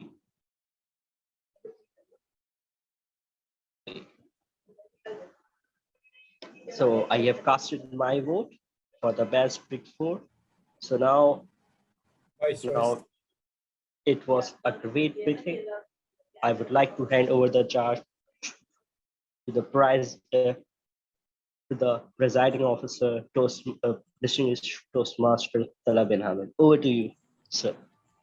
Thank you so much. So first of all, thank you so much, all of you, for sticking this long. Yes, I know today's meeting was very long because it had 2 very, very long projects. But I'm very glad that both of those projects were really thoroughly enjoyed by the audience. And so I will just wind up the meeting as quickly as possible. But one thing I would say, and that is, as VP Education, I really, really need our members to step up towards taking roles. I'm not talking about speeches or evaluations. I'm talking about facilitator roles. because that is proving increasingly difficult for us. Let me share one more news, and that is that one of our members has completed the Grand Slam Award for meeting facilitation that we announced. It will be officially announced once the review of the application has been completed, but that person has completed and fulfilled all the requirements. And the Grand Slam Award was launched on January 1, and today at 17th March, our first member has completed it. So that is maybe something that you all can aspire to. With that, I ask our vote counter to share the results of the popular votes. Thank you very much, Toastmaster Tala. So the best prepared speaker, any guesses? TM Saad, Shoaib, I guess. TM Samir. I was disqualified. After a very after a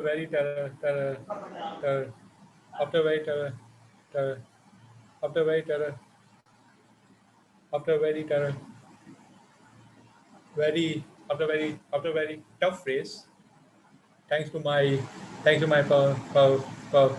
panelists, I won the best speaker award. The best table topic speaker. I think that's quite obvious. Mariam Arif. Any guesses? TM Mariam. Toastmaster Hina. Toastmaster Hina. Wait just a minute.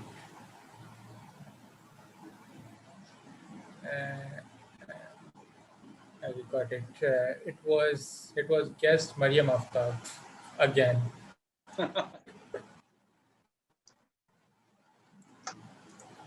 Okay, so now he should now become our member. What? Guest Mariam Aftab should now become our member. Toastmaster Mariam Aftab, you'll only get your certificate next time when you have become a member. Okay, sure. Now, otherwise, we are going to put a resolution that she should be barred from table topics. And any other member will second me. I will do that. He has to become a member. Okay, thank you. Thank you. Okay, then. The best Big Four. Any guesses? TM Tala. Toastmaster of the day. Toastmaster of the day. By a long way, Toastmaster Ali Asharanjum wins the best Big Four. Now the best evaluator. Oh my God! For the very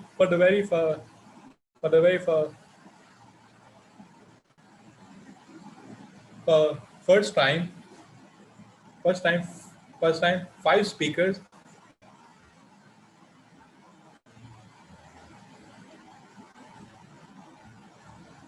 A speaker for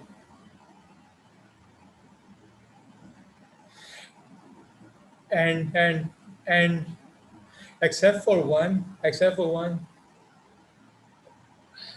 all were ties. Oh my God! It was a tie between all of them. Seriously, 1, 2, 3, 4, 5 ties were there. So I just eeny, meeny, miny, mo. It goes to